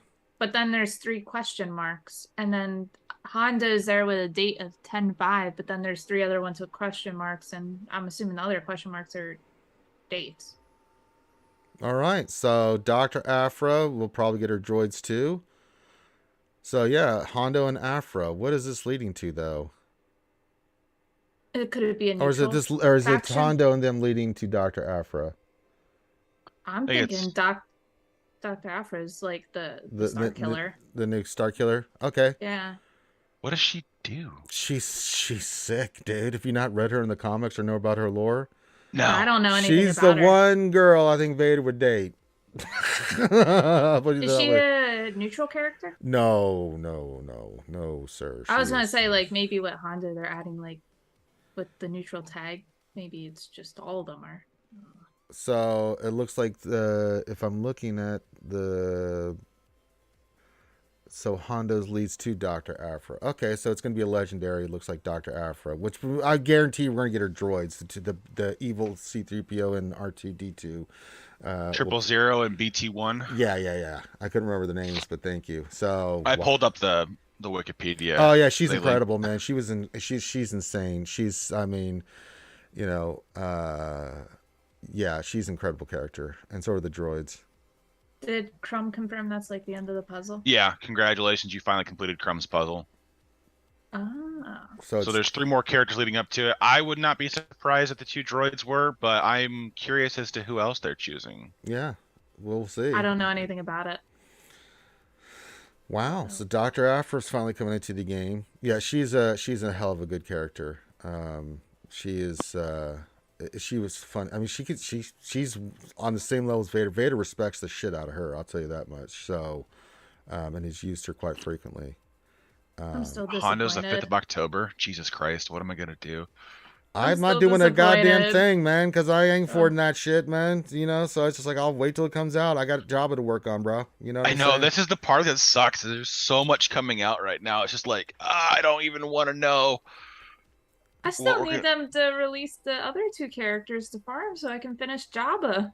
I know. I'm working right now. I just got Skiff Lando almost to 6 stars. I'm trying to get him to 7. Then we gotta wait for Bougie Leia, man. It's like, goddamn. You whale. Yeah. No, I'm just using crystals. You know, you whale. I'm not whaling. You can ask Clayton. I've been doing it like just using all my crystals. I'm whaling, Kate. Jeez. Yeah, that's the whale. Yeah. I'm doing it Just kidding, Ranger. I'm doing it the old-fashioned way. Oh, so am I. Trust me. So But I am mean, I. yeah, Boujlé, I mean, we don't even have her in shipments, so it's like, No, okay. and she didn't drop this week. She drops likely next week. Yeah, because her event ends on Friday too, so we will see her in the weekly shipments. I'm thinking. So it's like her event ended, and I believe her marquee pack ends in the middle of next week, which will be So when her marquee pack ends is the good indication of when she goes to shipment. So yeah, I'll have exactly 4 days of shipment farm her, and pray I can unlock her in time for unlock Jabba in time for 5v5. Which I'm not holding my breath on. Listen, I'll work on it after we get. I got Swallow coming. Yeah, you get Swallow, dude. Swallow's gonna change the landscape of GAC pretty hard. Well, I agree. That's why because Ray's gonna be a monster on defense with Swallow. Oh yeah. Everyone's like, well, what armies can we get away with on not having for Swallow? And I'm like, guys, I think they're learning their lessons. Like, I'm looking at all those, and I'm just like, you need all three.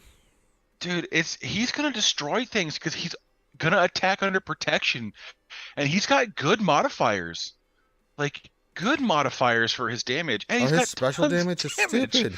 Yeah, 11k at Relic 8, like with no mods. 11.5, 11 at Relic 9. You know, it's like Jesus Christ, he's going to hit like a bloody truck, man. Yeah, well, and he gets to attack under protection, 4-turn undispellable heal immunity. Just move over, JTR. We don't need you no more. I mean, it's literally gonna stop. C. Because they can't be instantly defeated either. No. Like. Wolfman says, did y'all hear H got cock blocked from Swallow? What? Huh? What? H? Heinze. What happened? What do you mean? Wolfman, clarify that statement, please. And then Helnix has a heli question for you, Kate, world famous Kate Gaming. He says, hey, Kate, is he a proud member of the people who have used the most OP 3v3 squad in SWGOH Club, 3PO, R2, BB8? How's your JSC going? GAC's been going pretty good up until this week. I think I climbed a little too high. Careful, look at us. So you flew too close to the sun with your wax wings. Oh, he has to do 3 Relic 9s before Swallow. Oh, that's what you mean. Yeah, I heard he got like a ridiculous amount of subs. Oh, yeah. But he has done that himself, Anakin. He was at level 14 hype train last night. They make a new hype train system. Yeah, you can. There's unlimited hype train stuff now, so you don't no longer just stop at level 5. Look, I haven't really been on Twitch too much, like just in general. Haven't. So I didn't even know. Yeah. Well, I didn't know until last night when they hit it on Cubs' channel, I want to say. Yeah, they hit like 12 or 13. 7. I was like, where did this come from? I thought it stopped at 5. Oh, you did low bot in 86 last night on him. Oh, good. Oh boy. Ooh, let me see if. In all honesty, I can't imagine why he keeps doing crap tunes. Yeah, especially with new ones coming out. It's like, you crazy mofracker. I mean, granted, the community involved. That's the big reason. I know 500 subs is still a good chunk of change. I mean, at that rate though, if he's getting like 500 subs, getting donated 500 subs for those particular ones, if he takes half of that home, I mean, he could just buy it out in shipments. Yeah. Yeah, and you figure you make $250 off a sub, so. Yeah. So, not a bad way to go. Not a bad way to live your life. That's a lot of Fosters he's got to drink. So, if you want to help Ranger, be able to put food on his table, you should become a Patreon. That's right. I like food. Ranger uses the money he gets from the community to support himself. Yes. Not funnel the money back to CG. So. That's what I do. It costs some money to stream. I'm not gonna lie, but we don't make anything on YouTube, and we use the rest for charity stuff. So that's why we're able to do our stuff on November the 5th. We use the Twitch. What we do get from Twitch, we use that toward being able to do like the stuff we're doing on November 5th. So yeah, Patreon. If I want to keep doing YouTube like we're doing right now, then I don't make anything doing it. So if you'd like to become a Patreon, it's linked in the description. It would $5 a month. It really does go a long way. It helps. It's great. It keeps Ranger afloat. so I can keep streaming. Either that or we give up on YouTube and we get her ass over to there to Twitch full time. And I don't think you guys said you guys don't want that, so yep. Oh, well, look. You guys still get a good turnout on YouTube too. Oh yeah, we do. We just don't make anything doing it, Kate. I mean, YouTube takes Yeah. everything. You know, it's horrible. So it's hard to live off $100 a month. Yeah. King's Elders, that was on the Escape Podcast channel right now. It was just announced. I'm sure there's going to be posts on the forums here soon about. It just came out. On the forums? Okay, so it's out. The forums, there's a picture, or well, forum announcements. There's a picture posted saying, "Congratulations, you finally completed Crumb's puzzle." There you It's go. a Dr. Afra picture. Yeah. With the Hondo and. So the three Hondo other will be needed question to marks. Dr. Afra, huh? Well, that's going to be a new character for Vader. I'll tell you that much right now. I mean, that's interesting because there's the one of the comics here has got Black Chrysanthemum in the background with her Oh, and yeah. her 2 droids. Mhm. I saw that when I was Googling. Who is she? Not that I don't want her droids to come. I just really kind of hope that they give us something more besides just characters for her. Yeah, we'll see how they're going to play it. I mean, but yeah, she's in the lore. She's pretty dope. Sig says droids are happening for sure. Oh yeah, Yeah. So there's 2 So- droids for her. yeah. So then who would the third be? That's a great question. I don't know yet. So the 2 droids with Hondo and then 1 more. We'll wait on bated breath there, Kate Gaming, and find out what's happening. Ooh. But I just put this guy in timeout. Why is he back? I got him again, so he'd used another account. That's what they do, dude. So I every time we get one of those, I put him in timeout. I hide his comments and then I report him immediately. So, you know, that's all you can do. I thought I got him soon enough. Yeah, Wolfman, they just said that the droids are coming, so you don't worry, the droids are coming. You can't have Dr. Afra without the droids. That's goofy.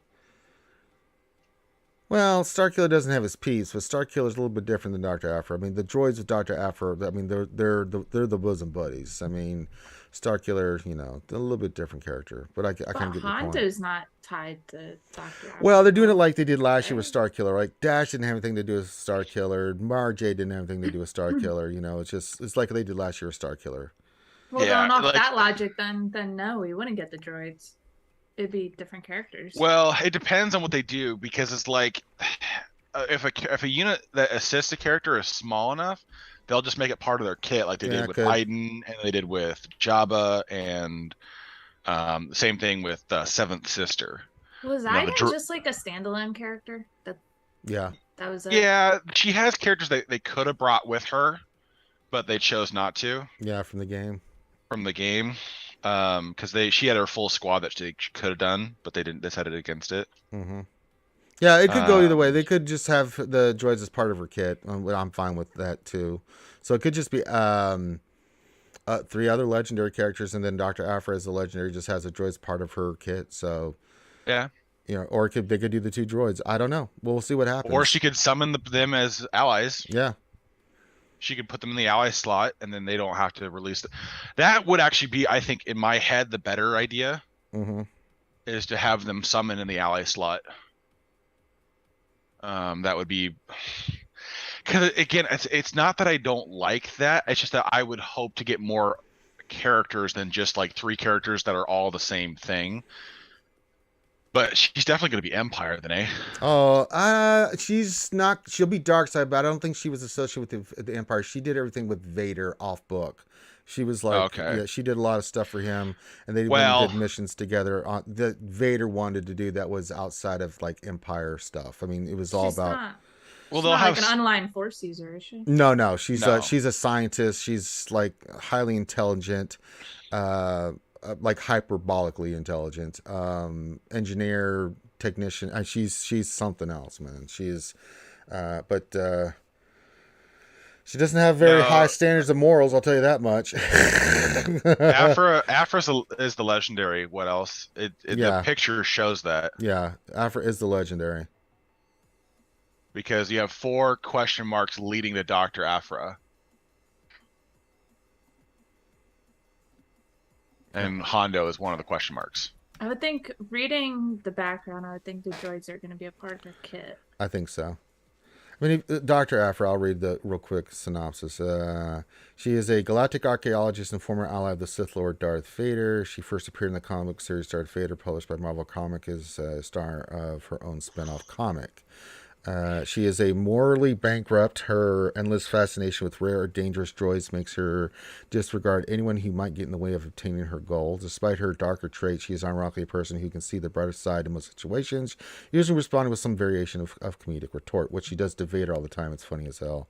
When she first meets Darth Vader, she displays awkward and fanatical behavior around him, being a fan of his work, although she later calms down when being in his presence. But they get, I mean, yeah, I mean, she and Vader, I mean, they have a very interesting relationship. But yeah, she is a fantastic character. I really like Dr. Afra, and when she gets the two droids, man, it is funny as hell. Do we want to kill them now? No, we'll torture them later. That's fine. It's like, oh, Jesus Christ. Like KOTOR 1 with me when you first meet HK. Oh God, yeah. And it's some of like I love going back to Tatooine in that game just for that interaction. Like that is some of the funniest dialogue I think they ever did. HK in the second one wasn't nearly as flushed out, but the first one was absolutely hysterical. Oh man. So yeah, man, what a morning, man. We got Dr. Afra confirmed. We got Hondo confirmed. So yeah, they're doing another legendary stuff, which means, I mean, I'm going to say it. We're not getting the next GL till beginning of next year, and I'm still seeing. Oh, it's it's May. It's gonna be the GL Leia will be announced. What? Because May is the 40th anniversary of Return of the Jedi. Yeah. So my guess here is that we're going to have the announcement probably in March. We'll probably get her announcement and for her first, because I assume they're going to have something for that time. It makes the most sense. GL Leia is long overdue. The Rebels need some sort of GL. So, and I guarantee you it's going to come in perfectly with the new TB. Yeah. Because you're going to need Rebels for something, and then she's going to be the one to spearhead it. So yeah. So yeah, I'm excited. We've talked about Dr. Afra and the droids as characters that can come in the game. We've been talking about Hondo for a while, so good stuff. Again, see, this is stuff that CG does that I'm very happy with. I'm happy with mods. I'm happy with the characters. I'm over the moon about this stuff, and then that black hole of Datacrons is sitting there just looking me in the face, and I just can't get Helenix has a question for us. It says, another question for the panel. Skipped out on the Inquisitor faction entirely to focus on much other stuff. How would you rank them? Necessity, nice to have, not needed. Not needed. I mean, I don't know what they're going to be needing for TB. Yeah, Guild GB and like where you're going to be in that TB. But I mean, you'll need it for Riva. But I mean, the faction overall it's not good. Oh, I guarantee they'll have more special missions than just Riva. Oh, I'm sure. In TB, the faction is good, but it's a faction that needs a lot of investment, and so for most accounts, it's not worth the investment. No, you don't need to pick him up. Like you're better off picking up if you needed to counter gas. You're better off going and getting C to counter gas because of what you pick up with that team versus what you have to invest into your Inquisitors to beat gas. So it's like the team doesn't beat enough, especially since they launched with Datacrons. It's so hard to tell what they can and can't do because the first month we had them, or the first few months we had them, they had their own Datacron. And that made them punch up against a lot of things because you could stun lock with Second Sister forever. And so they had an advantage there. Now they don't have it, but everyone else has a Datacron. They're very hard to function because they're just getting steamrolled by all the 25% TM crons that are out there still. So we probably won't know too good on a team's viability now until those fall out. But even then we have the Empire Datacron with set 4 that can probably swing things back to the direction. So they're not needed is my final answer on that one. Yeah. They're a fun team to have. They are good once you can get them to that point.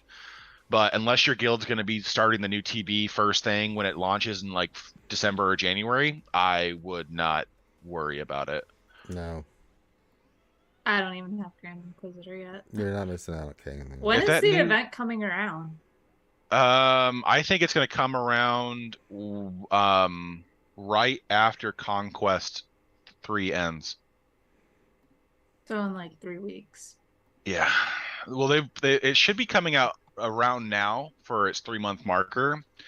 But my guess is what they're going to do is they're going to probably push out the event long enough to make the announcement for the Inquisitor shuttle. Yeah. So that way people basically put players in the position of you should probably get Grand Inquisitor because you have 3 more months basically to have this team ready to unlock this ship. So Honestly, it's like I do think Inquisitors, I mean, they take out some stuff in TW, but not enough for me to say like go invest in them tomorrow. no. And then with Reva coming, like I would hope they get better. I would hope they bring some of their power to GAC. Yeah. Like that's the problem is every single one of them was a TW Omicron and they have no reason, like it didn't make sense to begin with because you're clearly going to run it with Grand Inquisitor. Like that's the goal. Grand Inquisitor is the team to have, or the leader to have. So why would you put Omicrons on the 5 other leaders that make it a moot to have it once you unlock him? They're like, oh, we're going to go after specific Jedi leaderships. What guild past 200 million GP is putting Revan on defense, putting Jedi Knight Luke lead on defense? There's just Barris on lead on defense. There's just, or shot clones. Like it's just things that aren't common for the people who actually would be able to unlock Grand Inquisitor. Like they definitely made it for a mid game account as like where the team was targeted, but it just didn't pan out. I think in the long run, not enough. I blame Finn. And I think Seth has a question for you there. Yep. Real question is, what teams need a pickup much like Dash Kyle? Well, I got asked this yesterday. They need to bring in the Tuscans and round out the Tuscan faction for sure. And then Old Republic needs some more characters in it. Those are 2 factions that I look at like they definitely need to do some pickups on and add some additional characters and stuff to round out those factions. I would say to a degree, Empire's kind of in the same boat. I don't want to get like too heavy-handed by saying that, because it's the tail end of Empire. I think we need to really get some either some Imperial Remnant stuff going, or we need to get something that kind of allows Empire to stand on its own. Because like EP Mara is its own can of worms. You got the 2 Imperial Troopers teams right now, but then you kind of have this mishmash of leftover stuff that could use something. There's always Ewoks. First Order will probably get a lifter before they do anything different. Galactic Republic could actually, no joke, use something to help Padme. Yeah. Because she's a great character, but we've gutted her like 3 times now, and she's just got no one to run with, Well, the ones on the Jedi Council are the ones that I think have always needed. Or they just need a new kit. Yeah. It's so sad that the ones that are like on the Jedi, like the Council, are horrible in the game. Yeah, Plo could use a rework. His leadership is trash. He could use some sort of rework. We could use some more clones, so that Shaak Ti can do something besides sit there. Well, it's like I'd love to use like Luminara. I'd love to use Kit Fisto. I would love to use all those different characters that are great in like books and movies. Yeah. But they're just not up to par in the game. Yeah, that's the big part. Like they actually do have some unique stuff. Like at High Relics, there are some unique things in those Jedi character kits that make them viable, but they just don't have like the damage multipliers. They just don't have the relic stats. They just don't have like a big thing is like TM gain or crowd control stuff. Like they just don't have enough of that to make the team work. Like because I used to have a team set up before the Qui-Gon Ami with Qui-Gon, Cam, Kit Fisto, Ayla Secura, and Lumi, and the team does well as long as your opponent doesn't have like overwhelming force or crowd control. But the second you get that, the team falls apart because you have no sustain, you've got no real tanking, you've got no real way to stun lock your opponents consistently or daze them so they don't gain turn meter. You don't have a turn meter gain on your team. It's just one of those things where it's like it's a fun area, but they gotta do some sort of omicrons or reworks on those characters to make them viable. With that said, do you think they would take the same path as like Starkiller and like do 2 light side, 2 dark side characters for the God, I forgot her name already. Dr. Aphra. Yeah. They might, yeah. Potentially, they don't have to, because I mean Hondo, well, that's already out the door because Hondo's a neutral tag. Yeah. You could have 2 neutrals and 1 light, 1 dark. Yeah, they could do that. Yeah, I don't know. The other factions beyond that, it's hard to say what else they could throw in here. I would love to see. Oh, jeez, your buddy's back. I got him. I would love to see like some separatist love to kind of help the separatists evolve with the metas that are changing around them. Rebels don't really need a lot. Maybe rebel fighters could get something, another something, but they don't really need that either. So it's hard to say. There's a lot of teams where it's how much do you want to throw the power curve?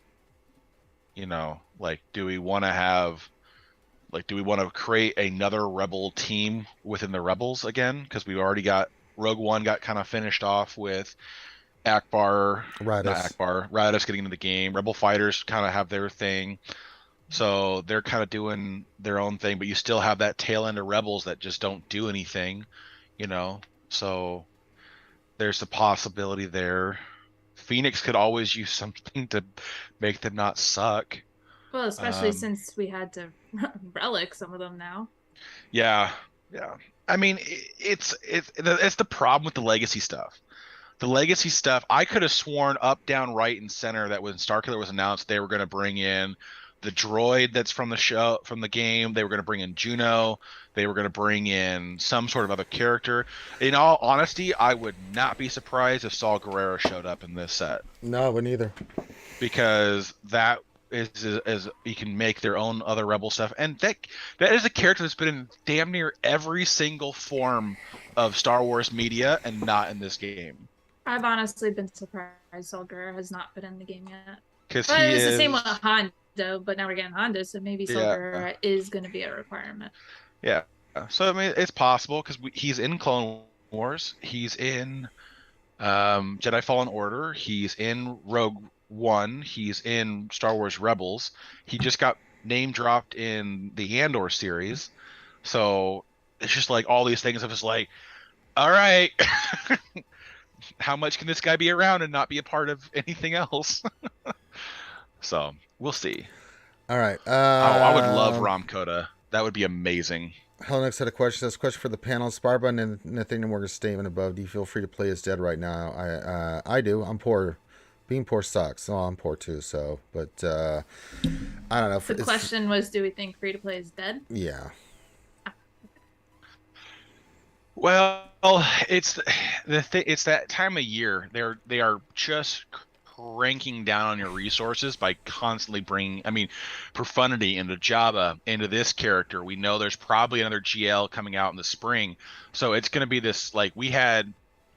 I think this is kind of the up and downside of this of prior to what, August. Mm-hmm. Between August and Starkiller, I mean, we had really nothing to go crazy on, to farm, to push on, to do anything worthwhile. Executor, you right? guys did it. Well, yeah. I still did. So, I mean, for players who are already at the end, they're fine. But it was a decent gap where nothing important was coming out, where players had to drop their current farms to go to something that was needed. So it's one of those things where it's like it's rough because they're having high relic requirements. You're having a ton of stuff that's needing to come out. Jabba's going to be required for the new TB. We're going to have, I mean, this character, we don't quite know what her power level is going to be yet and what they're going to do. My guess is, pray to God they don't put her Amis in TW, but they could. It could be raids. She could be a raid on me. Who knows? I'm hoping that's not the case though. But you know, it's If just it it's is, one thing there's no after the way other. you're not convincing me that a new raid is not coming. Yeah. Kate's just gonna sit under the Death Star shadow. Mm-hmm. I know you're here. I can't see you, but I know you're here. OBC question: what's the online mystery chest they found in the data mine? It sounds like an online store that you need to log in daily to. It's like replacing bronziums and then having it as a pop-up. Well, that'll be Not good. it's not replacing bronziums, but it's going to be basically the bronzium mentality. You're going to log in, and it's going to give you a mystery item when you log in. Oh, well, there you go. So it's not like that's anything crazy of what that is. It's literally going to be, here's a random reward for logging in for the day. Because they are trying to encourage players to log in daily, and they're going to try to make it a little bit more enticing for people to show up. Yeah. Oh, going back to Helly's question real quick, because I mean, I am free to play at 2 different points in the game. It's a very tough position to be in, especially like where I play at the top end, and yeah, I inherited an account it's not a free to play account, but I don't put any money into it. Mm-hmm. And I've noticed it's getting increasingly harder to keep up with everyone. Like my account in Vanguard is probably one of the lower GP accounts in the guild. So it's like you're constantly trying to almost prove your worth, like prove to them like I deserve to be here, but it's gonna get to a point, and it got to a point before when I was in Maw 2 to justify having me in there because I don't spend. And that's part of the reason why I moved down to MCU. Also, like I just needed a break from the high end at that point in time. I mean, it's very hard to keep up. It's yeah. If you have to be a long time player. You have to be a long time player to do it, like Kaya does. If I were to tell you how much time I put into the game, like especially conquest time, you guys would probably think it's crazy. Like it's ridiculous. Cause like a lot of you guys can just buy the stuff, but I have to earn my crystals. Like I have to get #1 in fleet in order to get the crystals. I have to do well in GAC. I have to put the efforts into those game modes so that I can, during conquest time, like I have the crystals where I need to go through like the 50s and the 100s every day just to be able to get somewhat on the same, it's not even the same page. It's like just get as close as I can with datacrons. Like, yeah. Just so you can stand in the nosebleeds. Yeah, like the last TW, when we were going against Caw, I couldn't do any attacks like the whole first day because I did not have the stuff they were calling out. Like datacron wise, like I couldn't do anything. So I felt terrible. I like hopped into a bush. I'm like, do you guys like, is there anything like I can do? I feel bad, like just sitting here not doing anything. And then I'm like, nah, just it's fine. It's like, yeah. Okay. Yeah. So if you're a long time player, like Kai is a great example. She's 8 something million and she's got 120,000 crystals hoarded and stuff like that. I'll say this, as free to play, if you've been a 5-year plus player and you've been free to play, yeah, you're in a good position. You can handle this stuff. Kaya and some other people I know that are like that have, been smart and invested and saved, and they make their moves on certain characters and stuff. They don't just jump in right away. They wait and see what the character is and stuff, and then they make a move. Like she's getting Profundity right now. She can easily do it. She's got the crystals and stuff to do it. But she didn't get it the first time, so she's waiting to get it the second time. So it can be done there. I think newer players, 3 years or less, it's a hell of a lot harder to be free to play because the catch-up mechanics, some of them are really good, like the double drops on characters and things of that nature, but the gear is a major problem, and salvage for relics and things of that nature, it's really difficult. So it depends on how long you've been playing the game. It makes a big difference in your free-to-play capabilities. But also you can be a new player and just not give a shit. I see a lot of players that are like that. Like, I don't care. I'm not spending that kind of money on this game.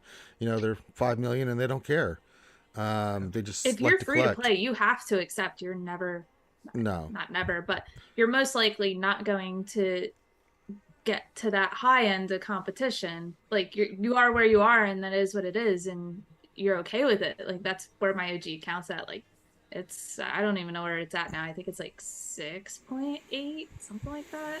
And it's like I've accepted I'm not gonna get characters day one. Yeah. If you can accept that, you're fine and you don't stress about it. Mm-mm. Like Yeah. it's almost relaxing to go to my OG account because it's like, all right, I No, can just no do what word I about need it. to do. I don't really need to worry about like I'm going after profundity because obviously like the ships are well, I was in the middle of do I continue going after C or do I switch to profundity? And I decided to switch to profundity because ships are gonna win you a lot more Mm-hmm. than what C is gonna give me. Yeah. Crystal Um income. exactly, and that's what the game comes down to.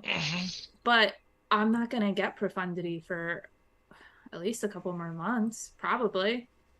Yeah. And if you can accept that's where you're at in the game and it's just how it's going to be, you're going to be fine. And you can continue to be free to play. Yeah, you just have to. But when Yeah, you have I'm to at the accept it. top end doing free to play, I'm increasingly seeing that gap that was there, that was close when I first started. It's slowly getting bigger. Like I see it. I know it. I can admit it. Like that gap is getting a lot bigger. And it got huge when Statacrons came into play. And for me to be able to keep up with it, Yeah. it's almost unrealistic. Yeah. It is. All right. Wow, it's well past our normal stopping, but it's a little bit. We'll go a little bit longer because it's a special day. We have Hondo announcement. We have Dr. Alpha announcement. So if you have any other questions and stuff, feel free to put that in there. Hit the thumbs up. We got like 100 something people watching us. If you can hit that thumbs up, and if you like the content that we're doing and answering questions and all this stuff, and all the streams that we do, easiest way to support the channel is to hit the thumbs up and subscribe. I mean, that's simple. That's something you can do quite easily. And if you'd like to do a little bit more, $5 a month, we're doing a big Patreon push. I'm trying to get 20 new patrons by the end of October. So if we can pick up 20, that'd be great. This would help keep our content on the streams. And since we don't make anything doing YouTube and all we do is YouTube, we got to supplement it somehow. So if you want to become a Patreon, please do. You get the VIP status on our Discord where you can tag me at any time. You get mini roster reviews whenever I'm streaming that you want. You can come hang out on Wednesday night, the pre-stream, and hang out, and you get one-on-one time with Ranger. So all that stuff you get for becoming a Patreon, at least $5 or more. So do it. Just do it. Do it. Just come on, Ain't do it. nothing to it but to do it. Just do it. Do it. Yeah, there's a lot of things with the game right now where they always have these massive pushes for players to get pulled in 8 different directions at once for where to go with their account. Right.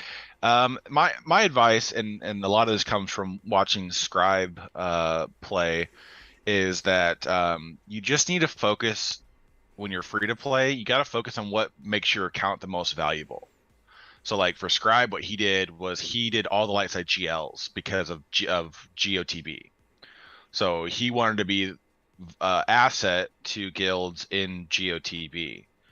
So that helped him because when we took him on, when he joined my guild before we disbanded a while ago, that was his selling point. Is that he had all the light side geos. He was pulling an average waves higher than some of our players who had all 6 GLs. And that's all he had at the time. And so you have to think of what makes your account marketable, and then just not jump on everything that comes down your direction. Ray Rock, I have not seen your account. I'm just saying for free to play, it's going to get one of these things where they offload a ton of stuff at the same time. It's hard to tell where to go. But like Kate said earlier, the best thing for free to play players to focus on is what can you work on that secures crystal income. So the profundity is going to be a big thing for a lot of players because that's going to put you back at the top of the meta, allow you to climb through your fleet, and everything else versus going for Jabba. Jabba's not going to change anything for you as a guild, and a couple other things. So it's just you have to focus in on stuff. It's like someone said in chat, it's not dead, it's just on life support. It's challenging when things shift hard and fast, but in the long term you guys will be able to adjust and follow behind. It just when everything drops at the same time, it gets really out of hand. Yeah. And just do the best you can with with TW and GAC. I mean, don't stress about it. I mean, we don't stress about it. I ain't stressing about GAC anymore. I'm just No, not, No. because there's no I'm point. I giving mean, up. yeah, because especially in threes right now. I mean, it's just there's no point. I mean, and I don't really have anything else to prove. Neither does Kate, or we don't have anything to prove. I mean, we've had our undefeated seasons. We've had like crazy win streaks, and we've been there, done that, and got the T-shirt. Now I'm just like, if I can stay where I'm at in Kyber one, win some, lose some, I'm okay with it. I get frustrated because I don't like banging my head against the wall for no reason. I don't mind getting my ass kicked, but the Datacrons, it is just nothing but pain and suffering. I don't And mind losing to a person who's better than me. I mind losing when it's over a datacron yeah, on a GL. That's what I don't like. I yeah, don't mind if it's a support character that has a GL tied to it. I don't like absolutely. losing to GLs. I like with datacrons. I don't like it. Like Yeah. that's Did you not not get proving lucky to you're. get the Lord Vader Cron? No? All right. Well, enjoy your losses this week. Yeah, And that affects crystals and it Yeah, rewards. does. a It lot. does. Like I've gotten very lucky lately. I've done very well in GAC up until pretty much this past week. And I think I started the week off at like the early 500s in Kyber 1. And Yeah. that's high for me. For me, that's very high. So for me, I was like going into this week, I'm like, I'll probably end up losing. Like it's not a big deal. Like it was coming. But I don't like losing if it's just coming down to GL datacrons. I'm okay with losing if they are genuinely a better player than me. And Yeah. I've always been like that. If they're better than me, fine. Like I'm okay with that. Yeah, But yeah, it was in the yeah, past. Yeah, before Datacrons. I mean, if I face someone that had 2 million GP, I'm at 9. They're at 11. If I win, great. If not, then like, hey, salute. Better mods, better relics. Just they got me. yeah, There's nothing you can do about that. You just tip your cap. yeah. But Datacrons, I mean, every match has come down to Lord Vader Datacron on both sides, for my opponent And and for it's so myself. like it's You know, RNG a lot of the time. oh, It's it's like, all can you? RNG. Oh my god, it annoyed me so badly. I the first week of threes, I went against the Lord Vader. I was cleaning up a solo Lord Vader with my bounty hunters. My Fennec missed 5 times in a row. Oh, we had the same thing. We just had it last night. It was It's just just deflect, dodge. Like, oh the my god. the dodge and deflection combined on the Datacron non Lord Vader was over 100%. And it happened during TW too to me. Like when we were, and Yeah. I want to say Dagger was walking like through the battle with me, and it was just dodge Nothing after you can do. dodge. There's nothing you can do about it. Yeah, even if you did remod a Fennec for accuracy, Nathaniel Morgan, it ain't going to overcome some of those deflection stats and percentages. That's why I'm not a big fan of the stats that are on the Datacrons. The stats alone have made Datacrons ridiculous. Because even if we say we take away GLs, the level 9 abilities for GLs, if we're still going to have 400% health still and all this other nonsense that's in there, it's going to make life hell still for us trying to do these kind of things. That's why I just think Datacrons have got to go, man. Yeah, it's what I've argued for a long time now is they need to flatten out the unlocks. They need to pick 6 stats, generalize them a little bit, don't have them, leveled up scaled. Maybe put like health and protection on the lower tiers and don't allow it to go to like, go from like 20 to 30%. But then it's health, protection, and then it goes to level 3 unlock, and then it goes to, let's just say, armor pen and armor, and then we go to level 7 and 9, and it's 7 I'm and just 8, throwing yeah. stats out, but yeah, 7 and 8, just like, let's say health steal and accuracy. Like, I'm not saying that is what they should use. I'm just saying they need to have, every level has 1 stat it unlocks, and then it can roll. Because the problem is I mean, even if they want to increase the range to get people to incentivize to re-roll it, whatever, I don't give a shit about that. It's the fact that when you can double down and people can spend money out the butt to perfect Datacrons. Because I had kind of done the same, to be honest. My first Lord Vader Cron, I couldn't get I could not get a second Lord Vader Cron or a second Cron that had the cooldown reduction forever. I mean, I was just straight up on the struggle bus trying to find a second one. So I had bought in the reroll pack. I had, which I shouldn't have done, but here we are. Whales are going to whale. multiple times, and I still couldn't land it. But by the time I was done, I had tons and tons of the level 3 reroll material, tons of it. So I started going through and re-rolling my Lord Vader Cron, thinking, oh yeah, this is going to be fine. But like, you can perfect it. Like, I've got so much armor pen on that for any normal team goes against that, he's one Force Crush is going to basically wipe out the team once he gets his mastery rolling. So it becomes one of those things where it's like, it's not just getting the right crons. It is that some players have the ability to then fine tune them to just being absolutely stupid. I mean, the cron you went against yesterday, Ranger, was a good case in point of that. Not only was it the fast alt, which really screws with Fennec, it was 40% deflection. So the player had the time. Yeah, well, they had some dodge there too, but it was the deflection really screws with Fennec. So he had basically built a Datacron that specifically counters your counter to his Lord Vader. So it's like, it's players that have that capability with Datacrons that just makes it absolutely just a pain in the butt, because they have the ability to not only get to those crons and get the level 6 and level 9 that they want with those crons, they literally can turn around and then maximize them to be just ridiculous. I mean, that's what my dash Datacron is. My dash Datacron has 50% dodge and 40% protection or deflection. Like, dash under Rey is like 85% dodge chance. Like, it's gross. Yeah. And I had 5 holds with that team last TW. Like, it's going on my raid team. I'll tell you that. And for 5s, look out, here it comes. So yeah.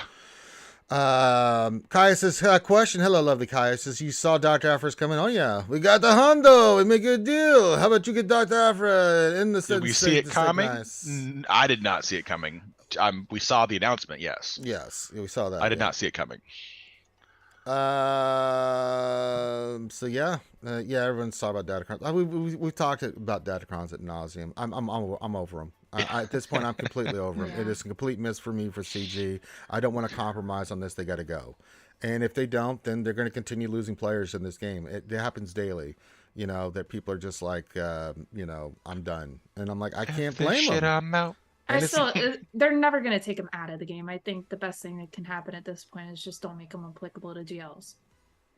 They're not going to get rid of him. Oh, I know, but I'm making the push, and I'm just going to keep calling them out on it, Kate. You know, just that they're. No, I know. It's just they're not going to go anywhere, unfortunately. Oh, I know. They're just being boneheaded about this. I mean, their ego. They think they know better, but it's like, people ask me all the time, is CG out of touch in this game with the player base? And in certain things, I'm like, no, they're not. I mean, you look at mod stuff, and then I'm like, Datacrons is a complete out of touch. On how this game functions and works, and what people play with and are looking for in this game. That is so out of touch. Datacrons are a complete mess. Will they change it? No, because they think they know better, and then they're going to learn the hard way. So keep going down this path. I'm just warning you. I'm just sitting here screaming at the rain before the storm hits. Hey, it's coming, you guys. I mean, if you keep going down this Datacron path and keep pushing players like this, you're bleeding players at the top big time. You're bleeding them all over the place, because people are just like, what the hell, especially when you mess with their stuff like TW and GAC, where you get a vast majority of your crystals and these pieces of gear that are very vital, especially for more Datacron stuff. So it's really ugly right now. So I think there's little things they can do to improve it. Just the GLs, I see people in chat are saying about the lowering the level to the relic levels. Like I've said that from day one. Oh yeah, the relic levels are a mess. Yeah, because a lot of them I can't even use on my OG account because I don't have the relic levels. I think they would have been a little bit better received if the requirements for them weren't as high as they are.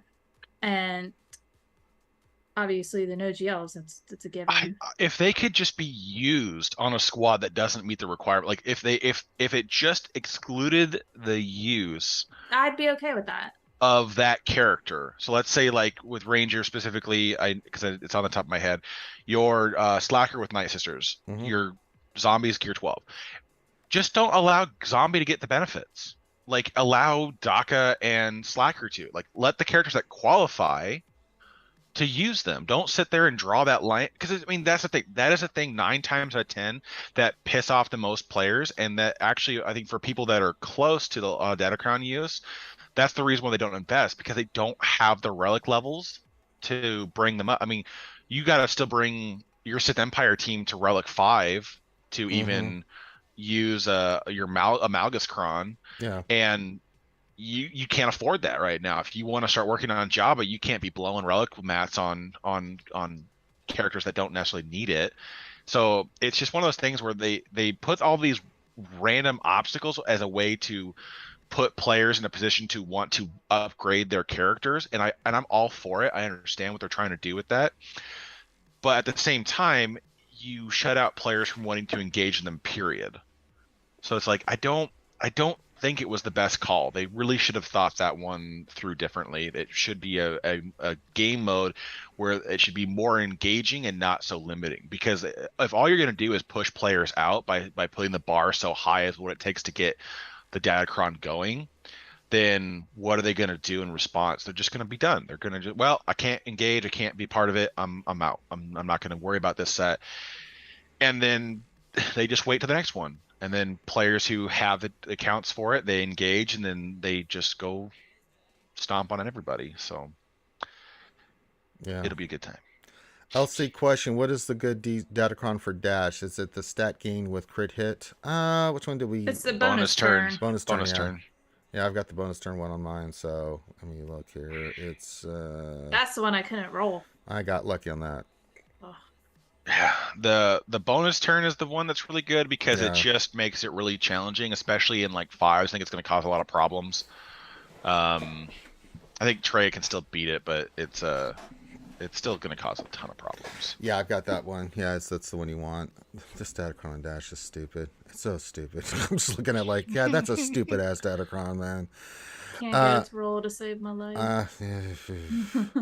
Momo and the Don question: anyone using Raven's Claw? Is this part of the profundity comp? No, it is not, but it is quite good on the Radis team. We've used it. It does some good. It's a damn You good mean ship. Akbar? I'm sorry, Akbar. So I said Radis, didn't I?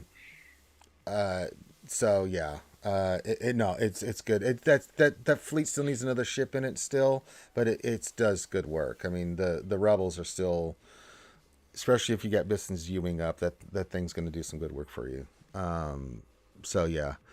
Rod, how is the whale community in general doing with Datacron? It's not liking, but whaling on them anyway. I don't like Datacrons. I basically don't use them, and I've faced many of the GSC without it. Kyber 4. Higher end, I mean, They do it. They don't like it. Yeah, they hate it. Yeah, I mean, they spend. Well, there are some people who actually do enjoy the theory crafting part of it. Yeah, minority. Yeah, there are some that. Yeah. But for the vast majority, I mean, you can look at all the content creators like Heinz and everybody. I mean, for the most part, they want to rip their eyeballs out. But they invest in it because they have no choice.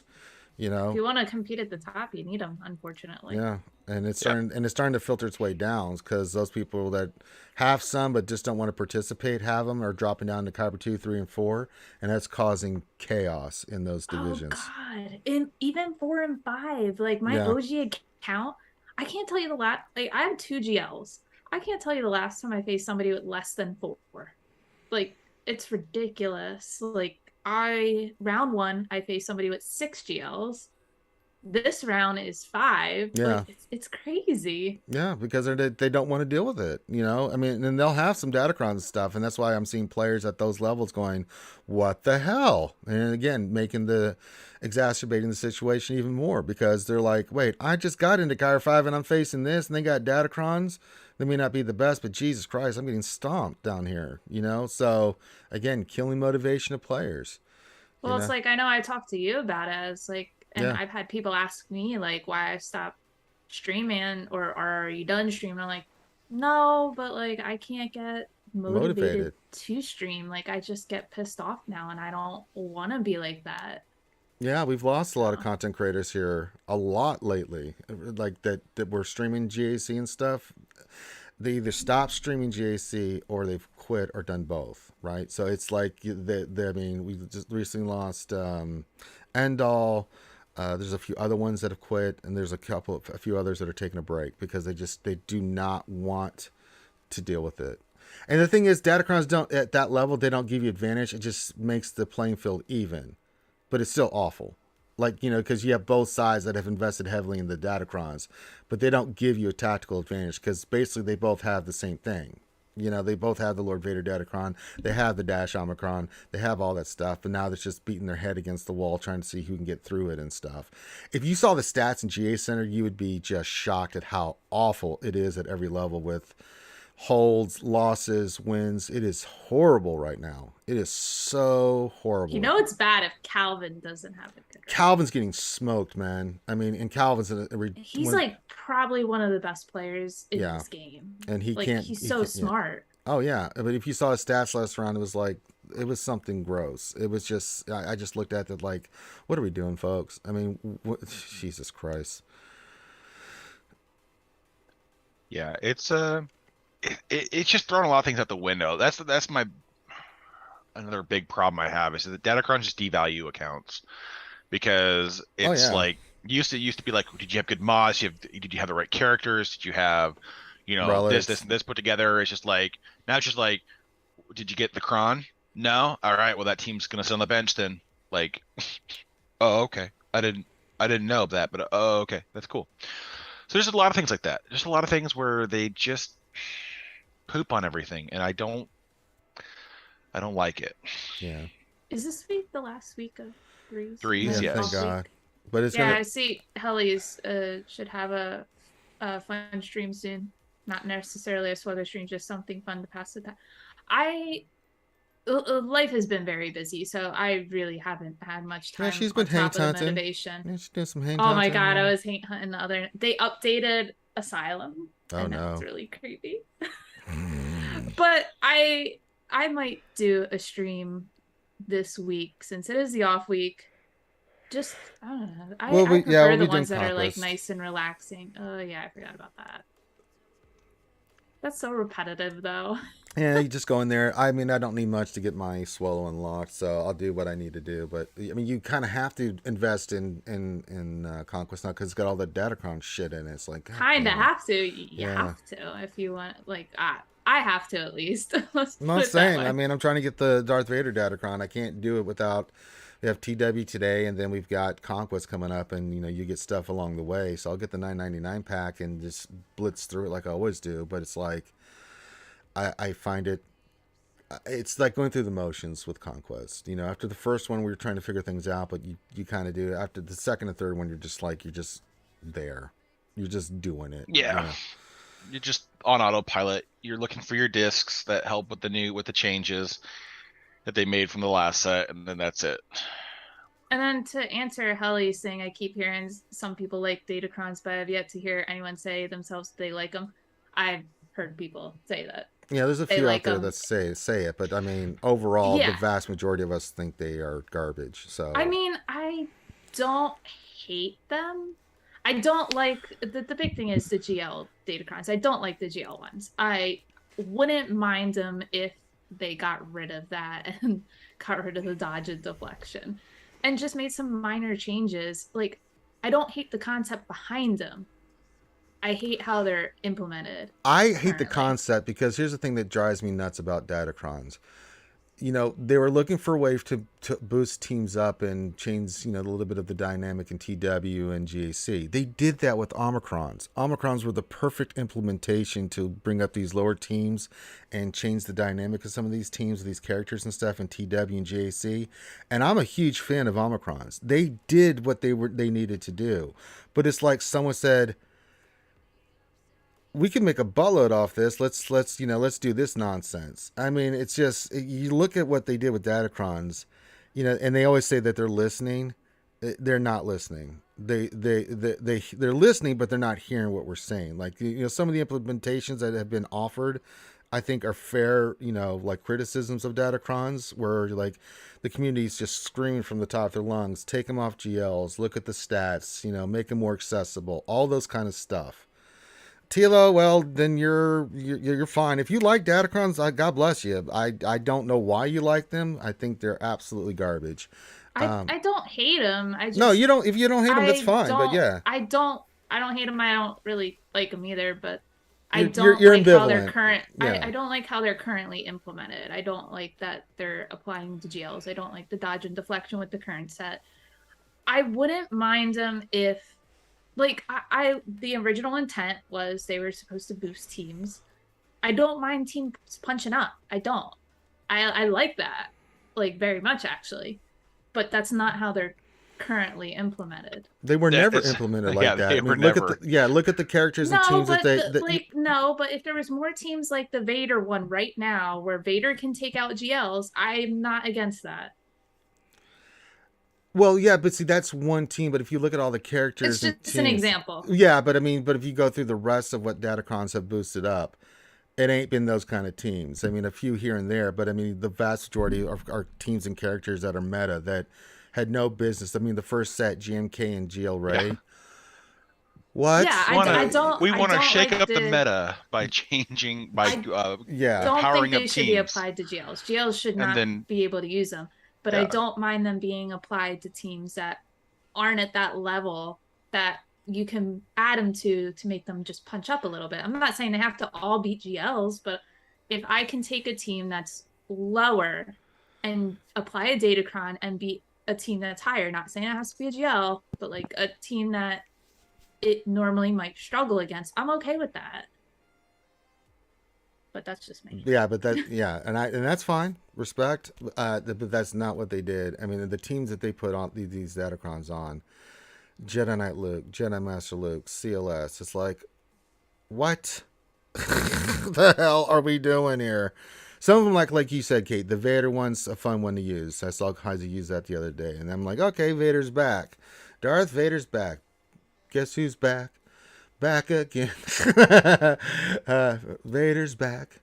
Tell a friend. It's just when they don't. It's like literally their whole thing at the beginning was we're gonna use this to help power up off meta old teams that just need to, they could use little assistance with stat boosts and everything else to punch up, to be viable, to compete with the A tier teams. I wouldn't expect them to compete with GLs. And then it's like the first set they drop them on. Well, here's Ray and here's JFK. They are god tier now. Best of luck. And then what was the other? Who was the third? Oh, Inquisitors. And it's just like, okay, yeah. And then if you got that 71% damage increase on Ray, it's just like, hey, Ray's gonna be like an impassable wall if she gets to her ult, and then. Well, and even set 2 is the worst one in my opinion because the 25% turn meter one is one of the dumbest things they have ever implemented on a stat ever. I mean, that completely destroyed so many counters and teams at all levels where it's like, that 20, I mean, just nonsense. And I'm happy to see that it's going away. But what terrifies me is that one was going away, but you're looking at the Lord Vader stuff and Dash stuff now. You don't have the 25% turn meter, so that's going to make those teams even worse than they were before. And it's just, good Lord. But I mean, some of the stats have just been crazy. They got to push back the stats, like you said to do, Clayton, because 500% health still. 25% turn meter, I mean, these kind of stats, this deflection and dodge, that you mentioned, Kate. I mean, these stats are outrageous. And it's like, even if you don't have GLs with the big 9 abilities, if they have these kind of stats, it still makes it really gross to try to face some of these teams because speed matters. It used to, where if you went first, it makes a big difference. If you can't use your Imperial Trooper team because the team's got a 25% turn meter Datacron, that really screws you because you use that for a couple teams. I mean, and if you got RNG, that set 2 drove me nuts. I rolled like 25 Datacrons, I got 2, and one of them I got because of reroll. But I've been facing so many people in GAC that, on defense they got 7 25% turn meter Datacrons on defense on their teams. Like with health steal and crap. It's like, Jesus Christ, and it's completely screws me on like what I'm trying to use for these teams because I can't use a lot of the teams that I would normally look at as a team that's viable against those teams. It's really gross. So they got to pull back on the stats. If they can pull back on the stats, get rid of the goddamn relic levels on these things and get rid of the GLs, maybe we can do some good stuff with Datacrons. But they're not, and they keep doubling down. And on top of that, this shiesty stuff they're doing with the materials is just pissing me off more and more. You know, that was the straw that broke the camel's back for me. It's like y'all just straight up creating the problems and then offering the solution as pay to get it. And it doesn't even guarantee you'll get it. You're just creating where you're trying to funnel more money into this because I don't know, you had a bad quarter, taking that out on us, you know, Jesus. I mean, what the hell are we doing here? We don't get a new set this month, right? No, we don't get a new set. We get another chance at set 3 and 4. Yeah, well, it's just 4 for farming and conquest. Yeah, for conquest. Set 2 will deconstruct in set 3 and 4. Yeah. Okay. Yeah, my beef is not with any player that loves Datacron or anything. I mean, if you love them, great, enjoy. My beef is with CG and some of the stuff and just stuff they're doing. So, you know, I can't. It just drives me nuts. Oh my god. Kind of like what Tilo and Hilaire are talking about. Like, yeah, we figured out how to beat them, but it is still very RNG dependent. It's totally RNG. Like, I can try a counter. That doesn't mean it's necessarily going to go well if they keep dodging. That's exactly what's happened to me a couple times already. Yeah, it's that Lord Vader Datacron is something else, man. It's a monster, man. I don't know how else to put it. That thing is just unbelievable. I mean, we had to use last night. I tried the Fennec counter. We just got the bad RNG. We took out the other 2 characters, but I mean, with Maul on that team, it's really nasty. I don't even go in with bounty hunters to start with anymore. There's like no point for me. Yeah, we're 50-50 on the. What we try to do is we have to do this tactic now where it's like I have to use 2 really gross teams. And that's with the Dash Datacron or the BAM Datacron. So I've got that one with the cooldown reduction on his abilities. So I go in there and use that. We're 50-50. If we beat it, great. If not, then I have to go in there with SLK or Watt because there's nothing else I can use.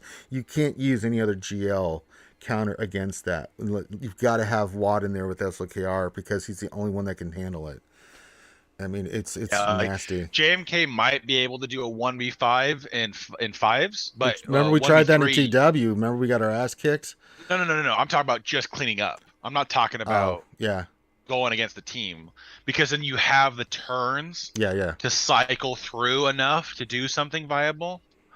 But otherwise, yeah, it's just absolutely get wrecked, nerd, because you're not gonna do anything. Like you're just gonna be stuck behind these walls of annoying things that you can't really get around. Yeah. Now in 5s, it will probably perform a little bit better depending on what level 9 ability they have on their guy. But yeah, it's not gonna be fun. Well, remember in 5s I used the Fennec. Remember when I went in there with Fennec against Lord Vader? And with the team with Bounty Hunter, which is nice because I mean we took out everything, but it was just Lord Vader, and we sat there for 3 minutes. I couldn't hit the dude. Like we just kept calling, assisting, and cleansing and doing all this stuff, and I couldn't do a thing to Vader. I could not touch the dude. It was unbelievable. Welcome to my life. Yeah. Oh God, it was so rough. Oh my God. I'm looking at like my GAC. Like my opponent, that looks like they cleared everything except for my executor. But then there's 3 GLs on defense. Malgus, Star Killer. Oh boy. Yeah, it's a lot. Oh, our opponent's attacking for me finally. Oh, let's see how this is going. Helen says, question for Ranger. Didn't we agree a long time ago that the dodge meta was crap and we didn't ever want it to come back? Yeah, but hold my beer, said CG. Should have never came back. Yeah, it's horrible. At least it's an off week. Yeah, we'll get through this stuff. My opponent's attacking my teams in the south. He's already had a boo-boo. I was considering streaming, but I'm like, I don't even know if there's a point of streaming because it's probably not going to go well. Yeah. Just a second. So, well, all right, we're going to wrap it up here. So we've been going a little bit of that extra, but we did that today because, I mean, there's some big news, right? We have Dr. Afro. We got the announcement for Holdo and Dr. Afro and stuff. So thank you guys for hanging out today. I think Ram Bam wanted me to come hang out with him, so I'll go do that here when he goes live. But I'll be back tonight for D&D. And then, Kate, where can folks check you out? Lovely Kate Gaming. Occasionally on Twitch. When you do the streaming thingy. No, hasn't been in like a month, but maybe it'll change this week. I don't know. All right, let's see. We'll see. You'll see. We'll see what happens. We'll Not go done through streaming. I it. just gotta get the motivation to hit that start button. Yeah, right. Yeah, our opponent's attacking. So we'll see. It's going to be a close match because he put down 4 GLs, a bunch of stuff. I'm just like, oh boy. So we'll see.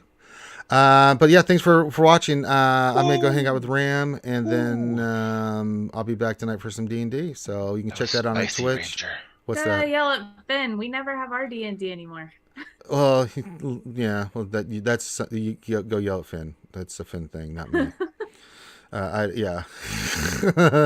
Tag him and say, hey Finn, what up? Well, it's also been my fault too. Well, you've been busy too, so I wasn't supposed to be here this week, so yeah. So, what were you saying, Karthik? Spicy? I rolled a +18 on a nice. a speed mod, so I still got a chance to roll one more time. Oh, nice. I do like the new calibration. I love the new calibration system. You know how many mods I've fixed, and I'm like, thank God. Oh yeah, we've been doing it too. I've also gotten my bad rolls of like, here's some more defense that's even worse than what you tried to re-roll it for. I've gotten At that. least you can scrap it. At least they have the common sense to say no. Like I don't like if it's gonna roll the same stat, which I get why they allowed it for rolling the same stat. Makes sense because if you want to try to fine tune your speed on a thing, you could try to get more if you already have 5 rolls. I understand why they did it, but at least they have the ability to go, oh yeah, no, if it rolls worse, you don't want that, so scrap it. Say no. But I say do no to like change. that you can pick the stat that you want change, and there's ways that you can not manipulate the system, but use the system to hopefully to your advantage. Like obviously to increase rolling chances, those 6A mods.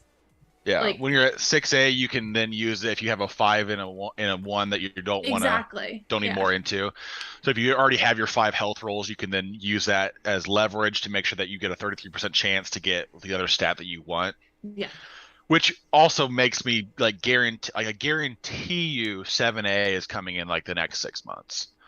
Like I guarantee you, because they're gonna just give you more reason to keep upgrading these things. So eventually you'll be able to max out a mod in like the 8A areas where it's like you can just now have all of them roll at 5 and then you can just try to fine tune it into being perfect. But anyways, I've been pretty much just recalibrating like all my 6A mods that are hit for 4 speed. Yeah. That's pretty much all I've been doing. I've been working through them. Same. 6 speeds that have a 5 stat maxed out that like I'm not totally opposed to. Yeah. I'm a big fan of the mod changes and stuff. I'm very happy with that stuff. Again, there's a lot of stuff CG's doing that I'm very happy with. You know, and then there's some that we don't fight. we going at it because fight on sight. Yeah, it's like